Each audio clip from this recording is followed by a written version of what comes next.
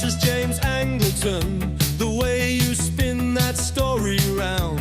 Always sharp, just like a tack when you're tracking the price of the dollar and pound.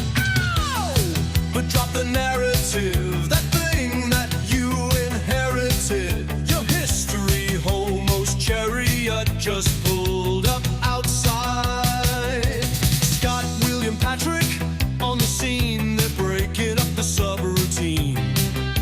Something's crackling in your brain, MK Ultra make you go insane. Hey, don't you know we're only on the case for a good time, baby? Took a rose pill, now I'm reading these books for a long time, baby.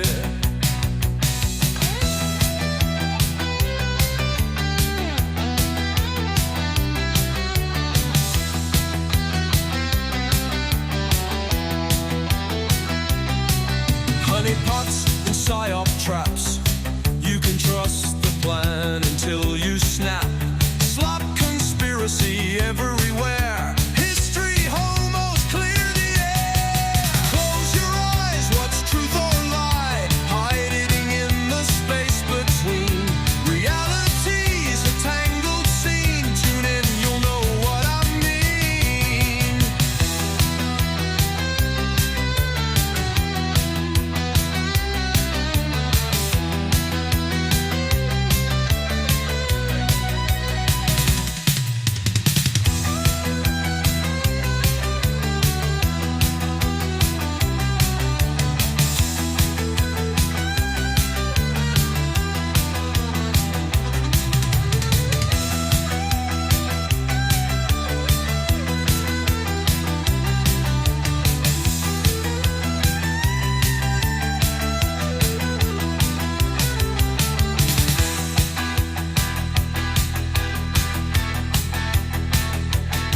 Close your eyes, what's truth or lie?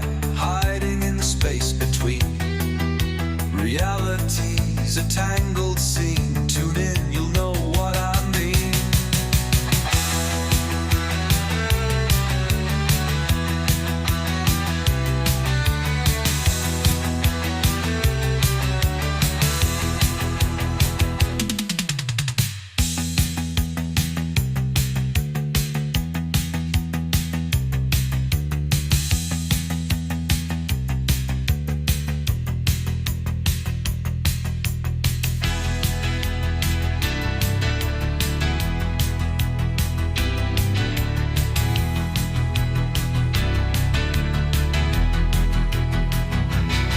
Hey, history homos only on the case for a good time, baby.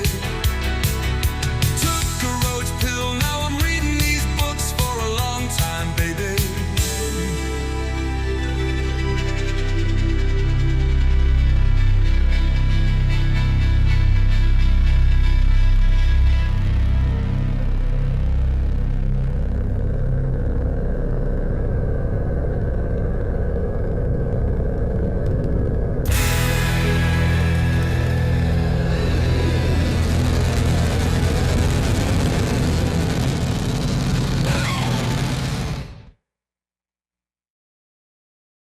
And we're live. Welcome back to the show.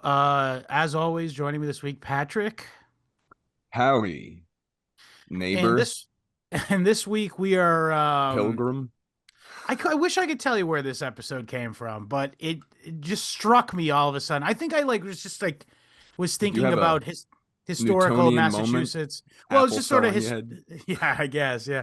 No, I just was thinking of historical Massachusetts. I was like, I think I was consciously trying to come up with what are we gonna do an F4 in a couple weeks, and I was just like, this popped into my head like magic, and Yeah. It's one of those things that are inescapable if you attend American public school. yes, This will definitely cross be your some desk. Yeah, this will cross your desk in the form of some stupid arts and crafts project that your teacher, quote unquote. It's so funny to think of, like, I don't know, Miss Paczynski and Plato in the same sentence. They have the same Oh, title. right. You They're know? teachers. Yeah. Yeah, Yeah. yeah. But hey, whatever. Yes, to put a finer point on it, I think it is actually quite comical to consider like a third grade or below teacher on the same level as say a college professor or something even as well. Hey, they're Because like molding they're not young minds. teaching shit.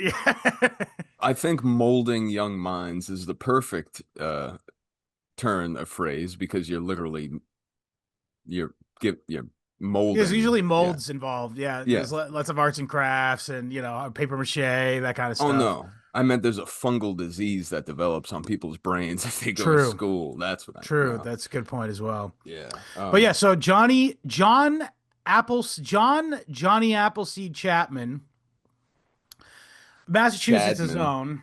So yeah, he is a bit of a Chad. Someone who I had the same. If you're American, you were taught this in some capacity as a child, and I had this only the same understanding about him as you did until 2 weeks ago when I started to look into this topic. Um, Uh, a child's understanding is the American way. it's a good We point, should actually. Yeah. don't think too hard about it. Nothing-tarians or nothing-Tarians. That was a cool turn of phrase I learned from this book actually. So what is it? Hang on, I actually fucking don't even know the name of this book. That's how good it Um, is, folks. You don't even that's how close good it it to is, find the folks. title out. Johnny Appleseed in the American Orchard, Yeah. by somebody. I will look. I'll put it in the description. A Um, gentleman, yeah. And William excellent book. Kerrigan. Thank you, William Kerrigan. Irish name. I was just gonna say, I do recommend. Before we start out, I will say I recommend this book to any History Homos listener.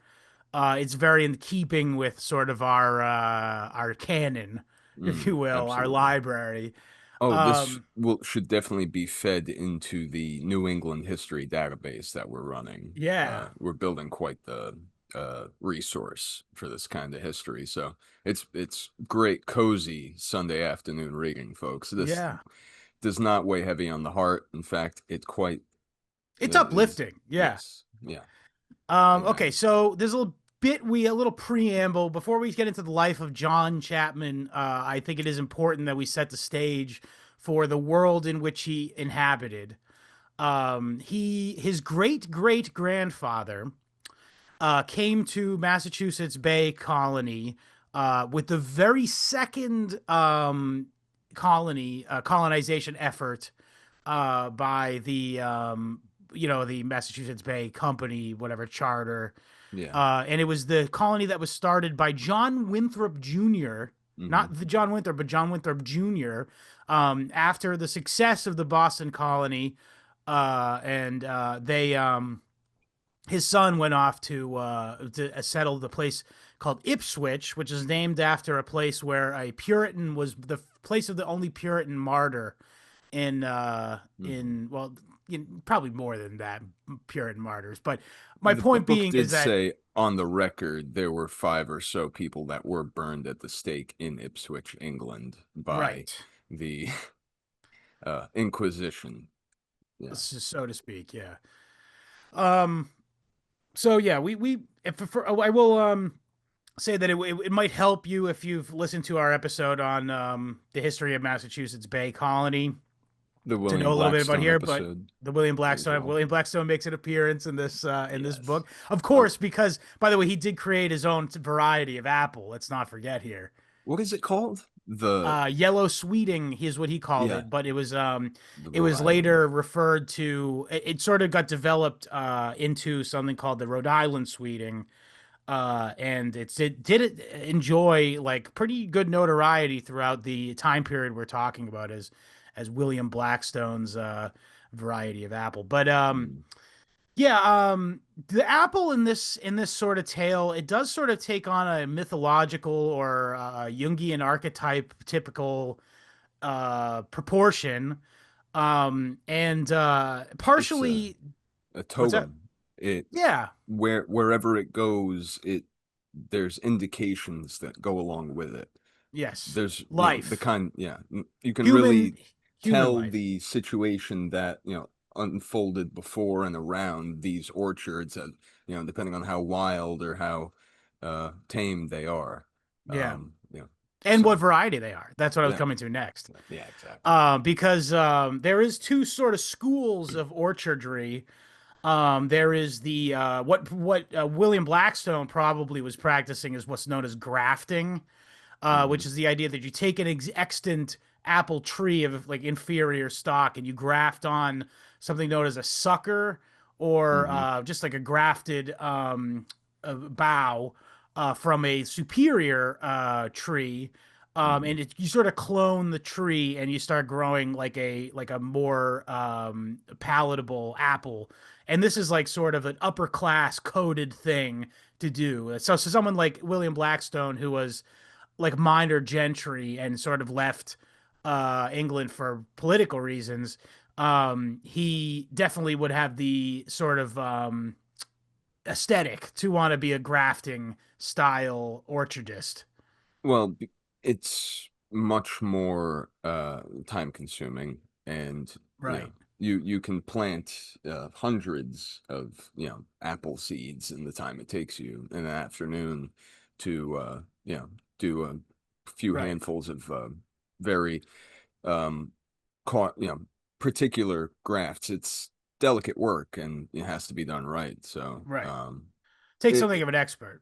it's a leisurely Yeah, that's true. Or it's undertaking. also like sort of like an artisanal thing. You know what I mean? Like Sure, it's definitely sure. has that sort of aesthetic. Now, the other side of it is what John Chapman is renowned for, which is the apple seed from seed apple tree, which is simultaneously sort of associated with the lower classes and sort of like a vulgar sort of society or whatever, The but it's also profane. the profane, yeah. But also it has an association with hard work and sort of frontiersmen. And this is really where the crossroads of this is sort of where Johnny Appleseed lives. Mm, The character Johnny Appleseed, maybe not John Chapman, because they mm. are two. It's sort of like Hulk Hogan and Terry Bollea. Yeah. You Hulk know? Hogan is the guy that could break anyone in half on TV. Terry Bollea was the guy that got the check from Gawker for that Yes, whole yes, correct. lawsuit. They did not Yeah. write the Hulkster on that check. Yeah. Um, rip, by the way. There's R.I.P. probably So a been, real one, yeah. not to date the episode, but yeah, there's been a lot of. I was thinking about this. There's a lot of stuff we haven't addressed. Good. That means the Yeah, show's timeless. yes. Um, else here. We'll get to we're available for Um, I don't know what something seems to be going on your end, but I will. You seem to be back. Oh, Okay. Well, the either art way, scene I got will. me. Yeah, it's all good. But what's it called? So, let's talk again. I want to talk a little bit more about John Chapman's family and sort of what the society in which he inhabited, and also like the motivations, the intergenerational motivations that sort of led him to be who he was. Oh, dude. After reading this alongside 28 years later for folks who aren't in the Why do you keep trying to date the Substack, show? Be because I we guess that's just a did good an plug. You know what? episode on Good the point. Good Substack point. there. Good point. Our bonus episode on 28 years later, we're talking about a story that is, what a son has to do in response to his father's failings, whether they be deserved or not. And that's just a story. That's a movie that I paid money to see, unfortunately. But this is John Chapman's life, the impetus for where his walk, Yeah. across to the west. That's an Yeah, insightful crazy. comparison I think you made there, by the way. So if you would like to hear us talk more about that 28 weeks later episode, please check out our Substack page, historyhomospod.substack.com. But yeah, Timeless. no, I agree with that's a good point. I hadn't even considered that sort of contrast that you just brought up. But yes, the John Chapman story is about a guy who is living in the shadow of his father, who is a failure. Who's And overcame that shadow and far overshadowed anything his father ever could have done in history. With the amount of notoriety and the footprint he has in America, the American mind. Hmm. Uh, Absolutely. Um, Way more important than land. Maybe, depending on who you are, but what do you want? A couple acres, or do you want to change the world forever? right. Yeah. It's I mean, Be like a larger than life character that has like shaped the way that America thinks about itself. You who know? was so unassailable in life that his mythology is, it's near Christ-like, and Yeah. there's He's a nothing to Yankee dig. saint, some people called him. Yeah, they don't even have him on record saying the N-word, which is pretty It's unfathomable for bad, this like time it's considering the period. time period. Yeah, we don't have any verification that he ever met a black person in history. There's no documentary evidence that he ever crossed paths with one. You probably saw one like in the distance and He heard huh, rumor of them. huh. Um, He handled. Well, I will say this: he's interacted. He had to have interacted with a lot of Indians. Meanwhile, he's got freaking he knows all the handshakes with any Indian he I comes mean, that's across. the It's again, so that's funny. Hulk Hogan, not Terry Bollea. Yeah, Like, okay. Yeah, that's Johnny Appleseed, not yes, John not Chapman. John Chapman, right? John But Chapman had a near miss reasonable. with getting killed by fucking Indian. Well, come on, we're jumping way ahead. We got to talk about his family first. So Yes. his family first came to America, and in the early 1600s, and inhabited Ipswich Colony with John Winthrop Jr.'s colony. And it's important to note here. I think we did talk a little bit about this in our New England episodes, but the fact is that the Puritan society in which they inhabited was giga based. Like, no, I'm kidding. But they had some interesting ideas about political propriety, about political what's the word they use? It political franchisement. Uh, Um, co- that um, if you recall in Competency was yeah, they another call it term. competency. They do Yeah, call it competency. That's right. But they I was just gonna say, like in if you recall in Starship Troopers, the novel, you have to serve a term of yes. service for the government in order to Before be able you're to vote, right? a And citizen. for even a citizen. Well, this is Yeah. but they had a different word for it, but it basically is the way it works. They call it free man. I'm a free Hmm. man. Also, yeoman farmer is another word you could possibly use as well. But the idea that you wouldn't have a say in the way things are run unless you had proven your competency as a citizen in both land concerns and economic concerns and in moral concerns. You had to be a member in good standing in the Hmm. church of the town in which you were inhabiting, and also have a good rumor. Like you could be a church member in good standing, but you've like financially burned several people in town, and then therefore you don't get allowed Yeah. in. Yeah. Another thing It's is that useless to be making donations openly at in front of the congregation when you owe people money. yeah. Well, I was just going to point that out is that in this sort of very heavy Puritan cauldron of theology, it was very important that there was a sort of sense of communal living. Like it was an early experiment in socialism. The Puritan colonists. They did have to give a certain amount of food to sort of pool together for people who came up short at the end of the year and stuff.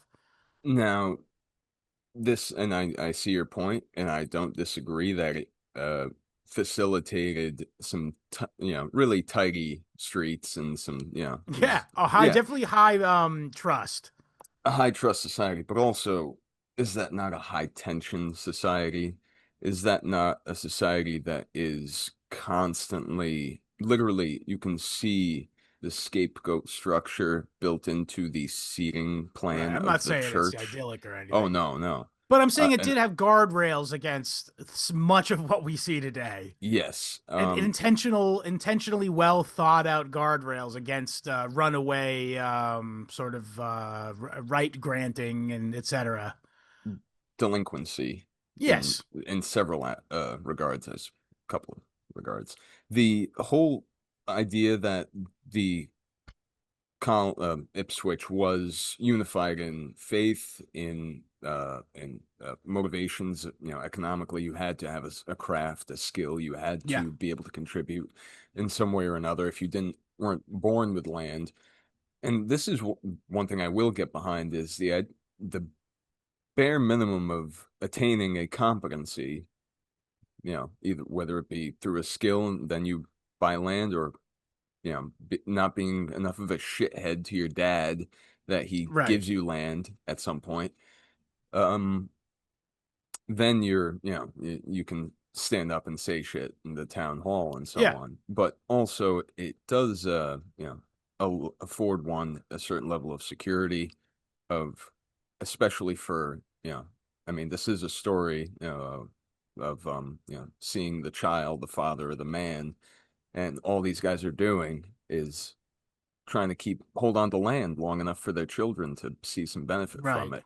it. Um, And they that lived it through some very turbulent times. I mean, you got awful. Metacom's war, King Philip's War, Yeah, yeah. which killed a generation of the Chapman family, by the way. More likely Um, than not by smallpox and it was illness, no, they were and all smallpox. None of them yeah, got killed by arrows. Yeah. go figure. Fake Yeah. news. Um, yeah, maybe. No, but yeah, but yes, but to your point, so when you start out with that situation, it seems very stable, right? Yeah, well, generations go by, and you got to remember the other thing is that these people were having 10 kids each generation, Yeah. and each 10 kids would have 10 kids. And so you see the problem we're reaching here. And it's hmm sort of and this sort of is, remember we talked about that the episode where we talked about the Eastern Indians and how they sort of interacted with the settlers and stuff, and it just became clear pretty quickly that their way of life couldn't be. The Indians, of course, being they did actually have quite high, their numbers did swell quite large at times, and they were able to sustain quite a large number of them, but they practiced not having sex during winter time, so they would not have chilled babies at winter time. They had hmm like very intentional like stuff like that. So you know what I mean? But so their way of life was coming to an end if the colonists were going to behave in this way, and they were. This was And the Puritan inevitably, way. but there's no chance, especially when the colonists are coming over, slapping a piece of paper saying we're supposed to be here. Yeah. Don't you get it? Um, Right. and it's funny enough because even with these huge tracts of land that are being, uh, you know, assigned to these settlements, they're running out of space. Yeah, well, six generations jumped between the two people we're talking about here. Yeah, So but yeah, six even generations of before, 10 kids each, dude. That's what yeah, happens. They start pushing out further and further. By three generations in, they moved out to Leominster, Massachusetts, which is in like it's kind of like north. It's north, getting yeah, into the center. It's getting into the center. yeah, And the swamp. Right, but then at that point, I think that's the generation where somebody had died fighting the Indians or something. Mm. But the point is that they end up moving there and they're successful. Some iteration of the Chapman family made it out to Leominster and made it, and they were able to marry into this new call again. So each time a colony would fill up, they would just start getting grants to move out to another further place west. And then the whole process could continue. But again, generations compound upon themselves. And now the next generation, um, the generation where Oh, John Chapman's father, Nathaniel, mm. has now become the patriarch of the family. He ends up out by Springfield. Now, for those who aren't from Massachusetts, Springfield is starting to get out there. It's starting to get out near New Yeah. York and Connecticut and stuff. Oof. Shouts out, by the way, get some listeners from Springfield. Definitely salt of the earth. Not the Puerto Ricans, but but the place is salt of the earth. And yeah, I mean, this is definitely the kind of people we're talking about here. But Even before, sorry to take it back again, but I'm not sure if you were going to address no, no, no. I got plenty. We got plenty more stuff to meditate on here. the whole uh familial, Piety the thing. well, the thing that tore the family apart initially was Nathaniel the first Nathaniel. Now, Right. this is the problem: is there's a couple juniors, there's a couple Yeah. thirds and fifths and shit, but basically the son of the original Chapman to Right. arrive and settle in Ipswich. It was a real prodigal son type moment. Obviously, Yeah. He had, and I think then he had three sons and then three daughters, but whatever, who gives a shit. He had three sons, and two of them were like good sons who were yeah, loyal to him, and one was like, "Dad, I want extra land," because his dad had married into a landed family. I think this was in Leominster, by the way. This mm, was when they had moved out to Leominster. And he had married into a landed family there in Leominster. And so he got a piece of land that was there, in addition to the land that he got as part of his charter for taking, moving into the area or whatever.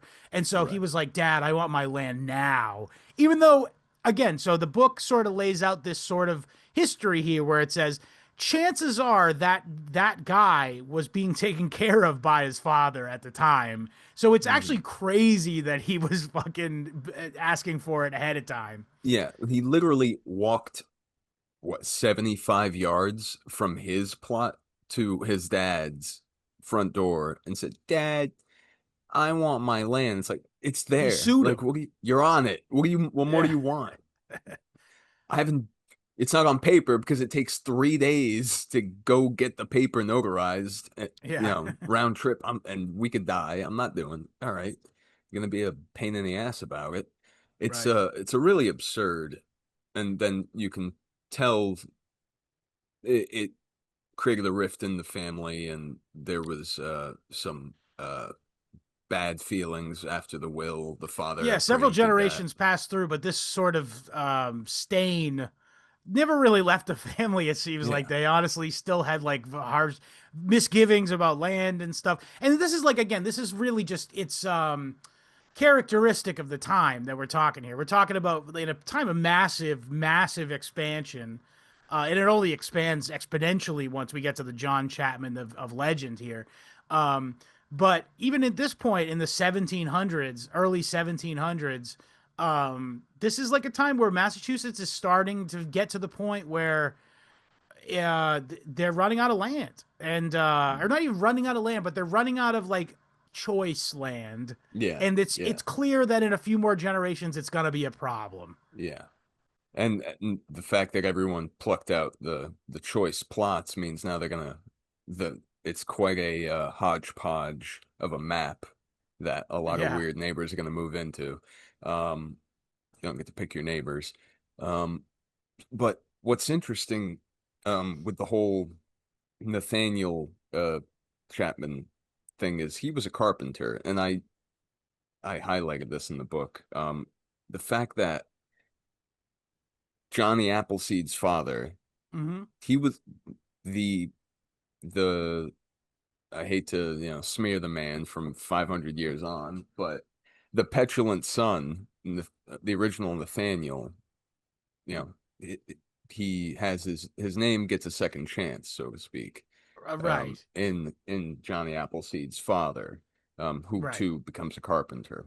Um, you know, the I think it's an interesting echo. I poetic agree with you. echoes, So yeah. yeah. So what you're saying though is the original Nathaniel Chapman, the one who was the shitty son. N- I hate this. Come I on, hate to dude. say it. The Come one on, who's the man. shitty son, he got to almost his name got another chance. You're right, and it was this Nathaniel Chapman, also a carpenter. Mm, And yeah, and it turns out he had a hard life too. But again, well, so okay. So what happened was he was part of the war. It's part of the war for independence. He was yes. a provisions sort of officer Hmm. for the American revolutionaries. He actually fought in the Battle of Bunker Hill to great Hmm. effect, as I understand. Something of a war hero. And when he returned back to Leominster, he sort of became like a town celebrity. And it was sort of thought he would be like, like the winning, like the town's proudest son. You know what I mean? Yeah, So, but he yeah. goes back off to war, and also part of the much of the war too. He also is stationed at he's stationed at the famous Springfield Armory, which Hmm. was successfully utilized to keep the forces of the British in New York and in eastern Massachusetts, where they had occupied Boston and Rhode Island, from linking up. This was a very effective bulwark from keeping like all of in Massachusetts being encircled essentially. Mhm. And yeah, they were pretty brave guys. I don't know if there's any big fights there, but it was like I think the British knew that it would just be suicide if they had tried to march through that corridor. Um, Still is. it's in Don't go some to ways, yeah, in some ways, yeah. the But armory never left Springfield. yeah. Um, just But yeah, so rebranded. it's worth noting here that so this is again this is the time where Nathaniel Chapman has his opportunity to redeem himself, and he's smeared with scandal in the process of being in the war, and he's sort of let go from the he's let go from being in the Springfield Armory Right. in a fit There of was disgrace, sort of. Yeah, they some dickhead had to. I want an audit of the Springfield Armory. Shut up. Not it wasn't an audit. It was more of a pe people took issue with the what paper receipts that they were being given for their goods or Well, whatever. touched on this during the we touched on this Misappropriation. during the Alexander Hamilton episode a bit, Yeah. because Alexander Hamilton demanded that those things be paid essentially because he wanted it. Whatever, we're not getting going down that road right now. They had to throw somebody under the bus, but the bus wasn't moving or running, and it ended up being Nathaniel Chapman. It ended up being Thanos Chapman, but I'll just real quick thumbnail sketch of this is that during the war, the Springfield Armory was again successful in maintaining the separation of the British forces between New England and New York, and however, this was a very costly endeavor, and lots of food, grain had to be what do you call it, sort of levied from the surrounding areas, and this put a lot of economic strain on the surrounding areas. So that is why the area around was like, we need to audit this place. We need to figure out what's going on there. And Hmm. it indeed turned out that there was some misappropriation of funds, like you do, like you always find. It's called the skim, fellas. You heard of it? Yeah, yeah, right. Leave it alone. Do you know what can happen if you interrupt the skim? Um, but he wasn't so much, it wasn't necessarily a dark cloud over his reputation after he left the armory, Right. because everyone was kind of just eating shit all the same post. He went back to his farm basically after Yeah. that, and but I should mention though that John Chapman and his sister were the only two children born of that mother. His mother died while his father was away at war. That's kind of an Yeah. important detail. Yeah. He insisted on going back while she was ill and pregnant with John Chapman, with Johnny Appleseed. Um, really, oh man, when I got to this part in the book where the author includes her full final letter to Letter, her yeah, husband, that's come very on, sad. man. The rough, really sad. The woman Very addressing, faithful woman, oh, woman full of faith, truly a devoted Christian who mm, believed that everything that happened was God's will, which is very sad in light of her fate. But yeah, she basically her last. John probably read this letter, by the way. I do think there is some evidence hmm that he hmm was able to know about it. But in her final letter to her husband, she said, "I hope that in the next life we're together."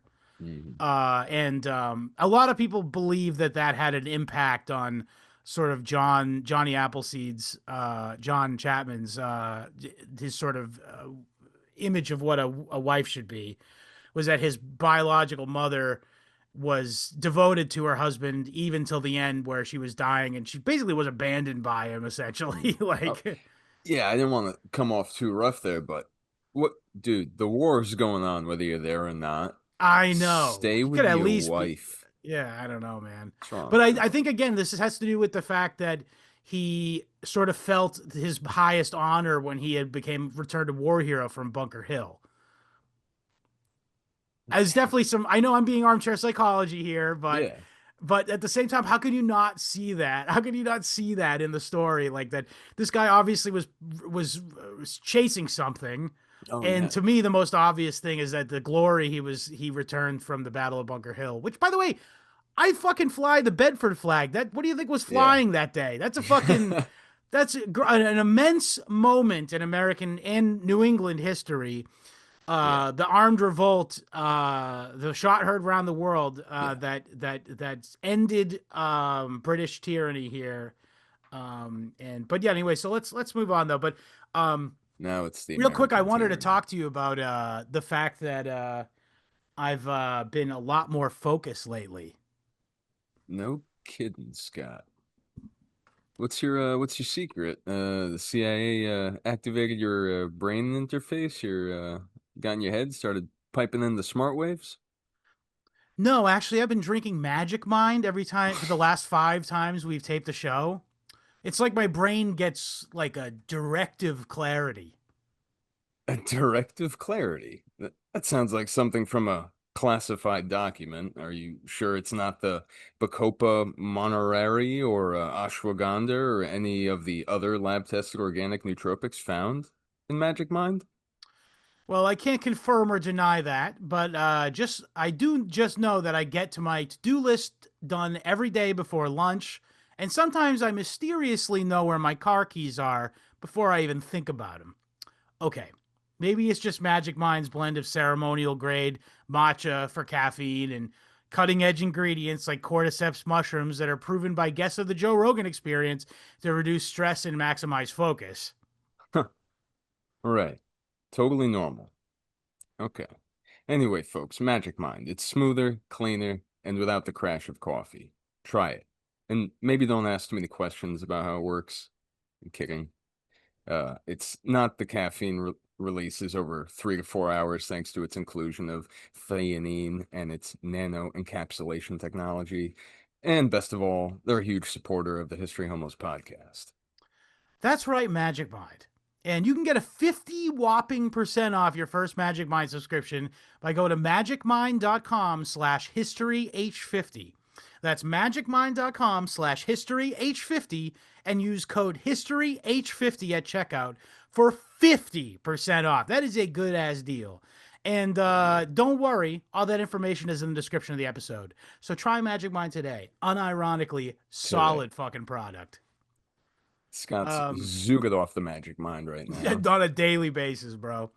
Okay, got plenty more to talk about. So, John Chapman, 3 years old, no father, living with his family, living with his extended family, I should say, and back in Leominster now because they had inhabited this place in Springfield at the beginning of the war while he was stationed there, Hmm. but it didn't work out. He's back now. He moves in to the father ends up marrying some girl from the town. He still has some, as you said, Patrick, before, that he left the military in some disgrace as far as the military goes. However, he's not lost all of his standing in the town, and he is able to become a small hold farmer. Not an impressive big dick farmer, free man. Certainly not able to vote, no competency, as it were. Uh, but is Amazing. able to have a small hold farm. Now, another thing, a very important historical moment we briefly covered in our Boston city state of Boston episode, is Shays Rebellion, which was a incident that occurred because the Eastern Assembly, like in Boston, these guys weren't, generally speaking, weren't like big heart farm holders. They were, a lot of times they were merchants and stuff. And Easy. Yeah, don't worry, they're all Puritans. Um, Which, by the way, this theology stinks. But Calvinism, yeah, Calvinism kind of blows, bro. boo. Yeah, go on. We'll talk Yeah, about yeah. that heavily We one day. well, we'll talk about the contrast to it later, Yes, whatever. But please.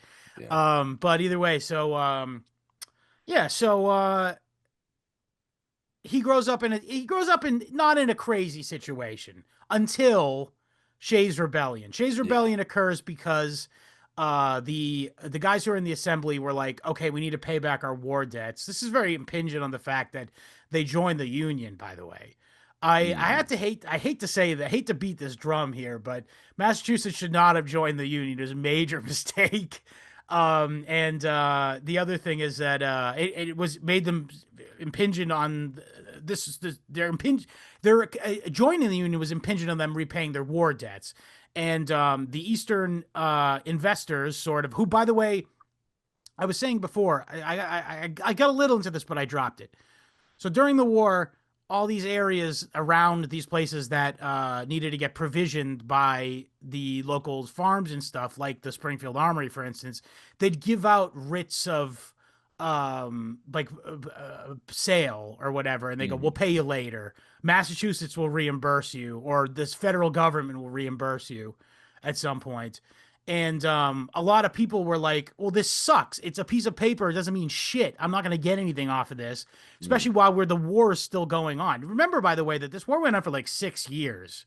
And they didn't even fight in the winter. So can you imagine how irritating it must have been to be looking at a piece of paper? You gave up a big portion of your wheat and corn for the year to provision the soldiers at the Springfield Armory, and you're looking at a piece of paper, and you got 3-4 more years till this war is even over, so you can even hope to see pay. So what a lot of these guys did is they sell these pieces of paper marked down like crazy. And these Eastern investors who didn't need land, just had cash because they were busy doing big business stuff, selling stuff to the South, into, like, specifically they were selling like dried fish and shit to the slaveholder colonies down in the Caribbean.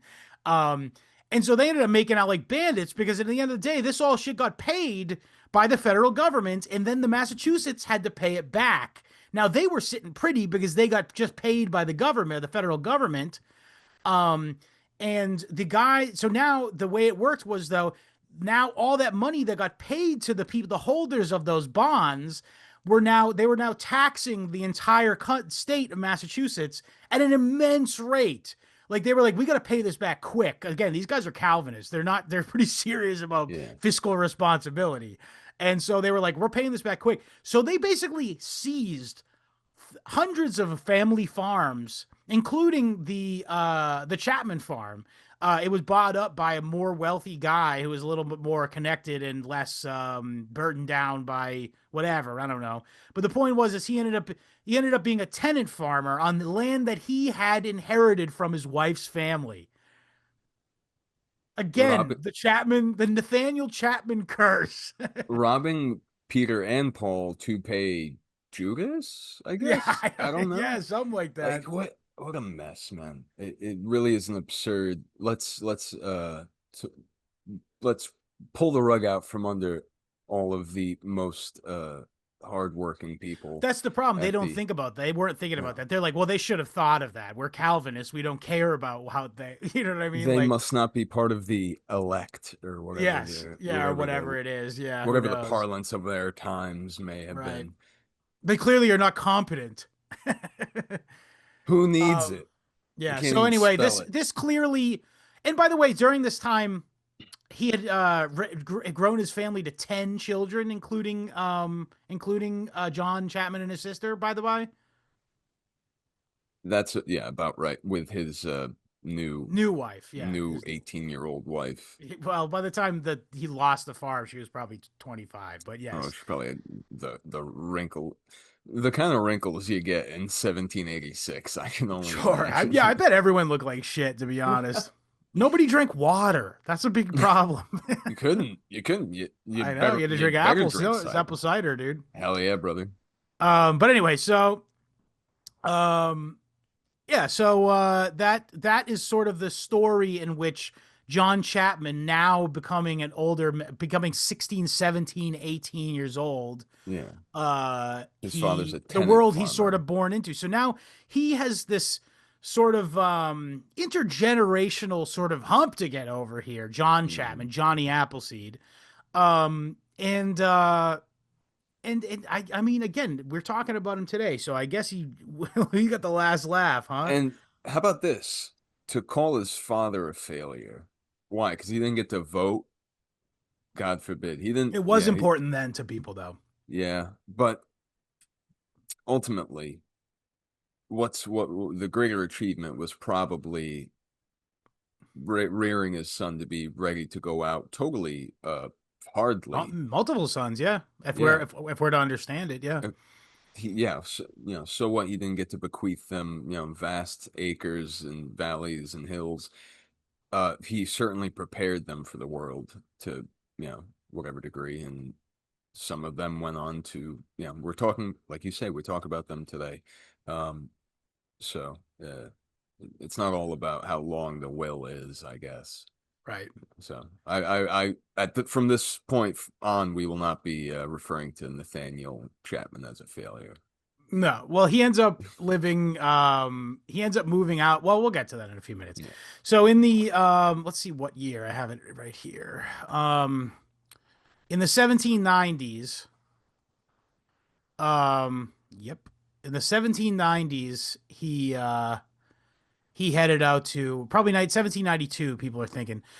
18-year-old John with his younger brother, Nathaniel Cooley Hmm. Chapman. Um he By the way, sorry, Nathaniel Chapman, father, guy, he married into one of the richest families in the area, and they're one of them, yeah. still, yeah, and they're still not doing great. I know. Um, That's how bad that tax thing that yeah. caused the Shays Rebellion. Shays Rebellion ended Hmm. up the Shays Rebellion ended up failing, by the way.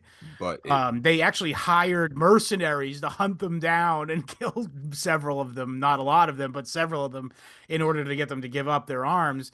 And but I will say that we covered this in the Boston City State of Boston, by the way. The Constitution of Massachusetts was written as such that there was a nonviolent political revolution in the next election cycle. And they did overturn many of those policies, but the damage was done, however. oh, And a lot of those absolutely. guys who were in power left power because again, they voted them all out. And like, it was really kind of an inspiring moment of populism for the time, to be fair. One, But that's enough for a conversation for another day. no, okay. I was gonna quote a farmer. What? I've been greatly abused. I, you and me both, brother. Yeah. Um, but as you were saying, yeah. So, he, Johnny Chapman, as we'll start to call him now, Yes. Johnny sets out. And the man's not on paper. We don't know when he set out on his own because he's Right. not on paper anywhere for quite a Hardly any. Well, while. there's a few places. Like for instance, there's evidence of him.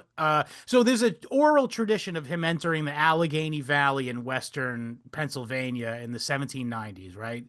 Hmm. And it just so happens that we have multiple receipts on file of John Chapman buying provisions and rifles and all kinds of the sort of stuff that the character Johnny Appleseed would have likely needed in his travels. And so there is a paper trail of him, albeit sparse. Right. And That's when it picks up, and he doesn't quite. He at this point, we're the accounts that we have to meld the anecdotal stories that are right, meant to be more or less factual, um, with this mythology. But one thing right. is for sure, dude was barefoot, Yes. but I he think was not a a lot of people vegetarian. were. He was Yeah. not a vegetarian. Definitely not. So, okay, let's talk a little bit about the characteristics of the fictional. I think this is a good time for us to take a Mm, few moments to talk about the characteristics of the fictional Johnny Appleseed yeah. character, and then we'll sort of rectify it with the reality as we know it. So, the mythical Johnny Appleseed allegedly wore a tin hat. A lot of people depict him as wearing a pan on his head. That's how I was originally shown a photo or a drawing of him. Okay. If I may interrupt, someone probably saw him with a pan on his head once because he had nowhere to put it else other than on top of his head, and it stuck forever. But Sounds right, and I like the sound of it. yeah, I mean, yeah, he was. I got nowhere to hook this. My hand, I got a bag of seeds Nomadic in one lifestyle, hand. by all accounts. Oh yeah, no, it was. he was a savage, some might say. The kind of such an interesting thing that there was a um the idea that the people who were the border ruffians, as they're later referred to, and later in the book, the kind of people who were set to clear this land, Yeah. um, it made savages of them. And what's going to happen first? Will they civilize the land, or will the land make savages of them? Right. Well, this is an interesting Yeah, dichotomy here. I want to spend some time talking about this too. Well, but I really sure. want to spend time on that. But I already said some of this. I wanted to talk about some of the bullshit things about Johnny Appleseed. Yeah, we'll yeah, You know what? No, what you know what I think what you're saying is more important and more interesting to meditate on real quick. So yeah, there's this idea that are popularized by people like Benjamin Rush, um, different thinkers from the time, American thinkers from the time, was it this idea that the American people were taking this sort of Faustian bargain with the continent of America, really, where they would sort of almost feed the young male populace to the wilderness and possibly allow them to sort of go native in order to take on this Herculean effort, this Herculean task of into the heart clearing of the land darkness. into the heart of dark. To some extent, yes. I mean, there's Yeah. definitely an aspect of the heart of darkness in the continent of America. The oxymoronic phrase of warlike Christian farmers was used at some point in the book, because that's who they were hoping would help make way toward the West. Yeah, And it's such a funny thing that this is the kind of many will call it human instinct to wage war, whatever. Um, yeah, we call it a different thing around these parts on this show, folks. But the fact that there are people, a percentage of people who what drives them, what motivates them, gets them up out of bed, and what makes them feel satisfied with their job and day is to kill. And mm. so it's a sick thing that they'll let people, I the do think the killing is a little overblown though. So you're right. You're right. That is a thing that again, who like were those people like bastards? Benjamin Rush were hoping that they'd sort of draw out of people. My The real fact of issues the with the matter is, guys who've hunted down the people from Shays Rebellion. Those are the oh worst of yeah, them. those guys are real I bastards. don't, But you know, I was just gonna say though, I think a really funny quote from the book was the best way to describe Indian white man relations was that it was normally pretty good, except when it wasn't. yeah, exactly. So That's that's the the thing. I thing. mean, there wasn't like a ton of killing. Actually, the real effort was like this chopping trees down. Yeah, And there's these virgin old growth forests. And yes, by the way, the colonists, the settlers, they would utilize Indian paths because the Indian, again, remember Changes in the Land by Cronon there. He talks about how the Indians weren't dummies. They understood their environment very well, and they also understood that by creating paths, not only were they making travel more easy, they were also creating lanes with which to hunt, and also the edge of the forest allowed they call it the edge effect, which is funny, but it allows berries and shit to grow. So not only do they get to harvest the berries, but also it causes an excess of growth, food growth for verdant animals like deers, and shit like that to eat. Ergo, swelling the amount of available food. So again, and when the settlers came here, they were like sick. There's all these paths that we can now use, and it got them out to places that were more desirable for settlement. And again, this is where the conflict with the Indians. I don't really want to talk too much about the Indians too much in this because the book, first of all, doesn't really focus on it too much, which I appreciate. Uh, but also, I think it deserves its own episode, kind of thing. You know what I oh, mean? of course, no, Yeah. absolutely.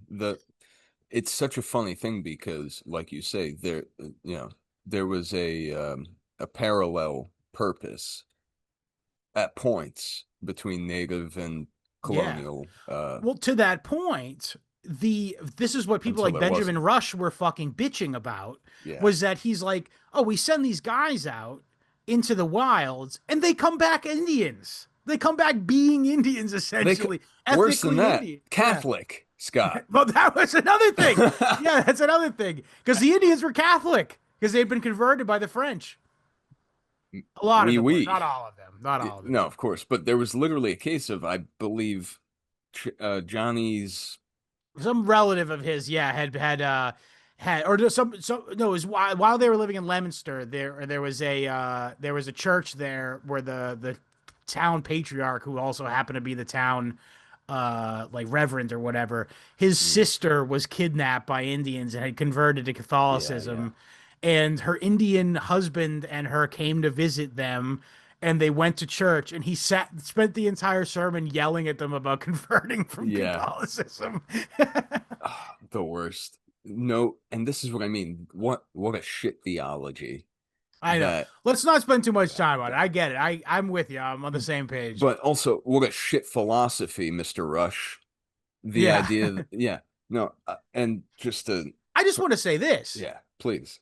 I just want to say this is that I think it's a feature, not a bug, of the white man that they can go into a place, an Edgewater, a frontier, if you will, and go native a little bit, but still not really lose. This is the thing. This is just elitism, classism on the part of people like Rush, by the way.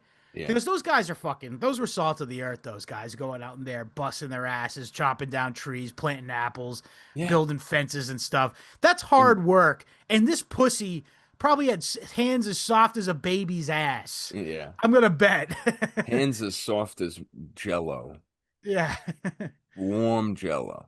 But my point being is, though, I really think it's interesting because, like, there's again there's this class divide, but there's something about the fact that we're still talking about Johnny Appleseed all these late years later speaks to the idea Mm, that there is something honorable about those guys, and not just Johnny Appleseed himself, because he's renowned for being a generous and kind person and stuff. But there's something too that he, again, they splashed all of the virtue of this entire class of guy onto him, mm, but there is virtue there, and I think that a society that respects its frontiersmen is intrinsically anti-elite. mm. And also, again, this is what I'm trying to say. This is the other thing. It represented a time period in which infinite expansion sort of awaited, you know? Hmm. And really, it's really funny that capitalism is like what got in the way of all that, because for a good long time period, this book really, really lines it out really good, by the way, is there was like a good 100 years in American history, more, where if you had the wherewithal and a little bit of resources and a little bit of time preference, you could have it And all. and the willingness to go off script, to go Yes, native, you could have it all. to forego whatever conventions you may have been raised with, in whatever particular little, enclave that you're Right. born in, whatever, place Whatever in that may America. be. But as it turns out, yeah, the horizons are wide open. Guys like Which is Rush, why we need to reach for the stars. I yeah, think it's a feature, not a bug, of the human race, particularly of the European man, to thrive on the edgewaters, to thrive in unfathomable circumstances. And I think, again, it's intrinsically anti-elite, because it's never elites who go out. It's very rarely elites who will stick their necks out like that. um, In a society that rewards its brave and hardworking, not just brave, because bravery is an aspect, but yeah, hard work is at its core. oh, Um, absolutely, and also time preference and like sort of having a family orientation and stuff like that. Because again, Benjamin Rush wasn't totally wrong, because he did also describe this sort of process that the West, as they called it, we would call it the Midwest now, but the West underwent, which is the first people who went out there like real um drifters kind of thing, you know what I mean?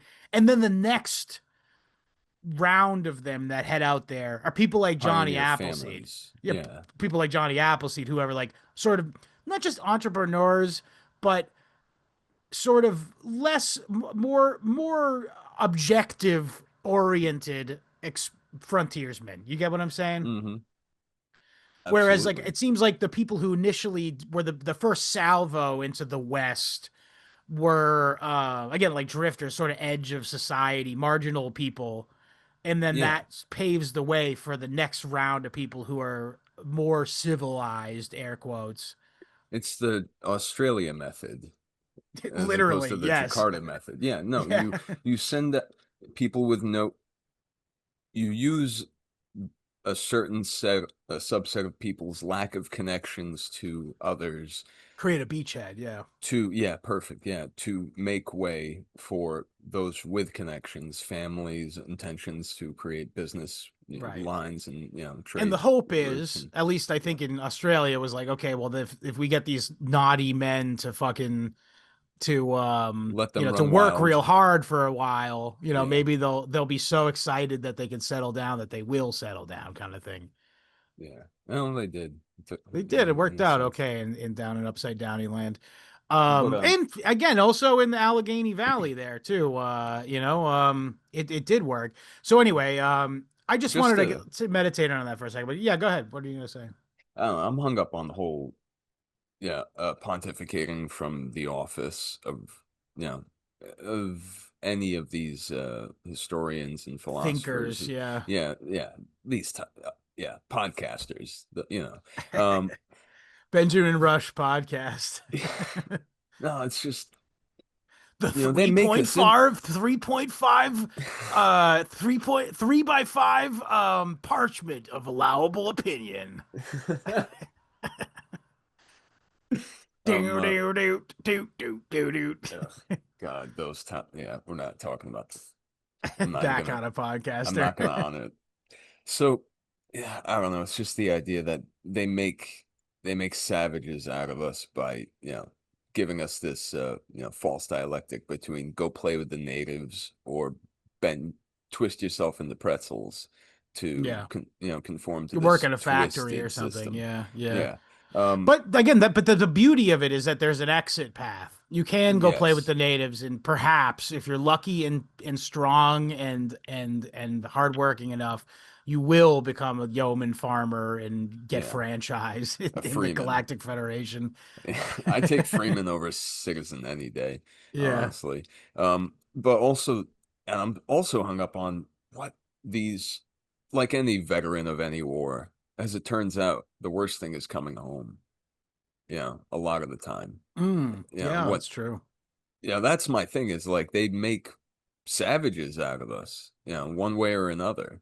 Right. Whether it be in like, in gossip circles in high society or uh right down to wiping out a veteran's savings or Right. anticipated savings Right. Yeah. with just one stroke of a pen, and he doesn't get the news for a month or a week Or yeah, or however whatever. much it is, yeah, Yeah, very so sad. But yeah, yeah, but all I right, mean, that's all you could see the sort of fire that was probably lit under Johnny Appleseed, Johnny perfect. Chapman's ass, you know. Yes, and the book says he probably had an idealized idea of his mother in his head because that's the letter that she wrote to his father before on their deathbed was probably he didn't have a memory of her. But he probably had that right. But so he has Yeah, but that, at least and he was like 2 years old when she died or he something. he's got these two stories. It's important. Your mother and your father, whatever you think of them, is important. It's Agree with that. so I can see the uh the abandon to God's plan or will in Johnny Appleseed. Definitely. Just the I mean, that'll total. come into play too, especially when we start to talk about his religious ideas. But Yeah, and then it's all right there in the letter with the way that his mother totally accepts her mortality and yep, puts her faith in God, and then his father is written all over him too. So but that'll be Right. apparent as we go on.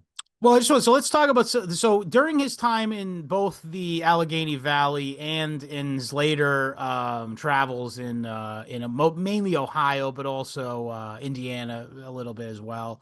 Let's just talk about some of the things that are sort of attributed. Again, we talk about the metal hat, the pot as a hat. Yeah, yeah, yeah. Um, of course, Barefoot, barefootness, but I do want to say that in the summer, most people probably were barefoot. rightfully so, because Shoes it are expensive, yeah. shoes are expensive and it doesn't pay to have soft feet at this time. Right. Yeah, No, it doesn't. yeah, Yeah, no, but we do know that that is a pseudo factual thing. He probably was barefoot sometimes, but right in the or late 1790s, we do have receipts of him actually buying shoes. yeah. Brown snake be Oh, damned, by the way. the real um, John, yeah, Johnny Applesnake, yeah, brownie apple Brownie. snake. Brownie apple snake never wore shoes, dude. Being like, we gonna plant some apples? Gonna go Apples. around Australia This is a planting apples? new brand of apple I've I've engineered. invented. It's it's called Do the not snake. use my apples in soup. All right, enough. But yeah, Shouts out but Brown yeah, Snake. so another thing is that he's alleged to be a vegetarian. We also know that that is not Not factual likely. because we do have record documentary evidence that he bought meat They wish. and Yeah. liquor, by the way, whiskey as well, Oh, and tobacco. Yeah. and tobacco, right? I'm starting to Um, get it. And he had, yeah, and gunpowder. So the man is not, he's not on some he's a real sort of, he's a real human being and a real hero. yeah, beautiful. He's not, yeah, not some dickhead like Henry David Thoreau. Okay. Yeah. He's not, Actually, yes, fuck Henry David Thoreau, okay. unironically. Yeah, no, um, he But yeah, would, so also another thing that there's a lot of alleged stories that he was like best friends with the Indians and that they thought he was like touched by the Great Sky Father. Again, no evidence of this. In fact, there is an anecdote, documentation, in fact, that someone who did know him in real life had written down the fact that John Chapman had told him that there was at least two incidents, and one in particular in which the Indians had pursued him to sort of rob him. I believe they mm, weren't just like they weren't just like the tribe wasn't after them. I believe what happened was it was like sort of two criminal element Indians were like, "Ooh, let's get this singular guy, let's go rob him," kind of thing. But that, or, these guys were on a hunt. They had a lock on a deer and and he scared him away, frickin' maybe. Yeah, clinky clinky clink down the damn road as it could Johnny be that. It could be Appleseed with something his as pot simple on as his that. head. Yeah. But yeah, but he's got several incidents in which he interacted with Indians negatively. Also worth mentioning too is that he in the during the War of 1812 he was not a combatant in, by the way, but he did warn a settlement that there was Indian troops that had been deputized by the British headed their way. And I believe he had some choice words about the Indians. Moreover, he was saying that he sort of implied that they were savages and you don't know what they're gonna do, kind of thing. Yeah. But my point being is that he didn't have this sort of idyllic relationship with the Indians that the folklore would have you believe. He had a very real life, realistic relationship with them. Absolutely. It's yeah. And we should mention, by the way, that this really great passage in the book. Shout out to Mr. Kerrigan here, where he speculates on the path that the young Appleseed took on his initial journey, and it very well could have gone through. I wish I had the A town, but say what happened in the town. I know what story you're talking about. A Seneca village Right. that had been totally razed by the Americans. Some Sullivan, I believe was his name. Yes, this was And, during one of the early Indian Wars, and after in the wake of the revolution. Go ahead. yes, and they had apple orchards that were, decades Oh, right. old. So, Yeah, so worth mentioning that we talked about this, by the way, in the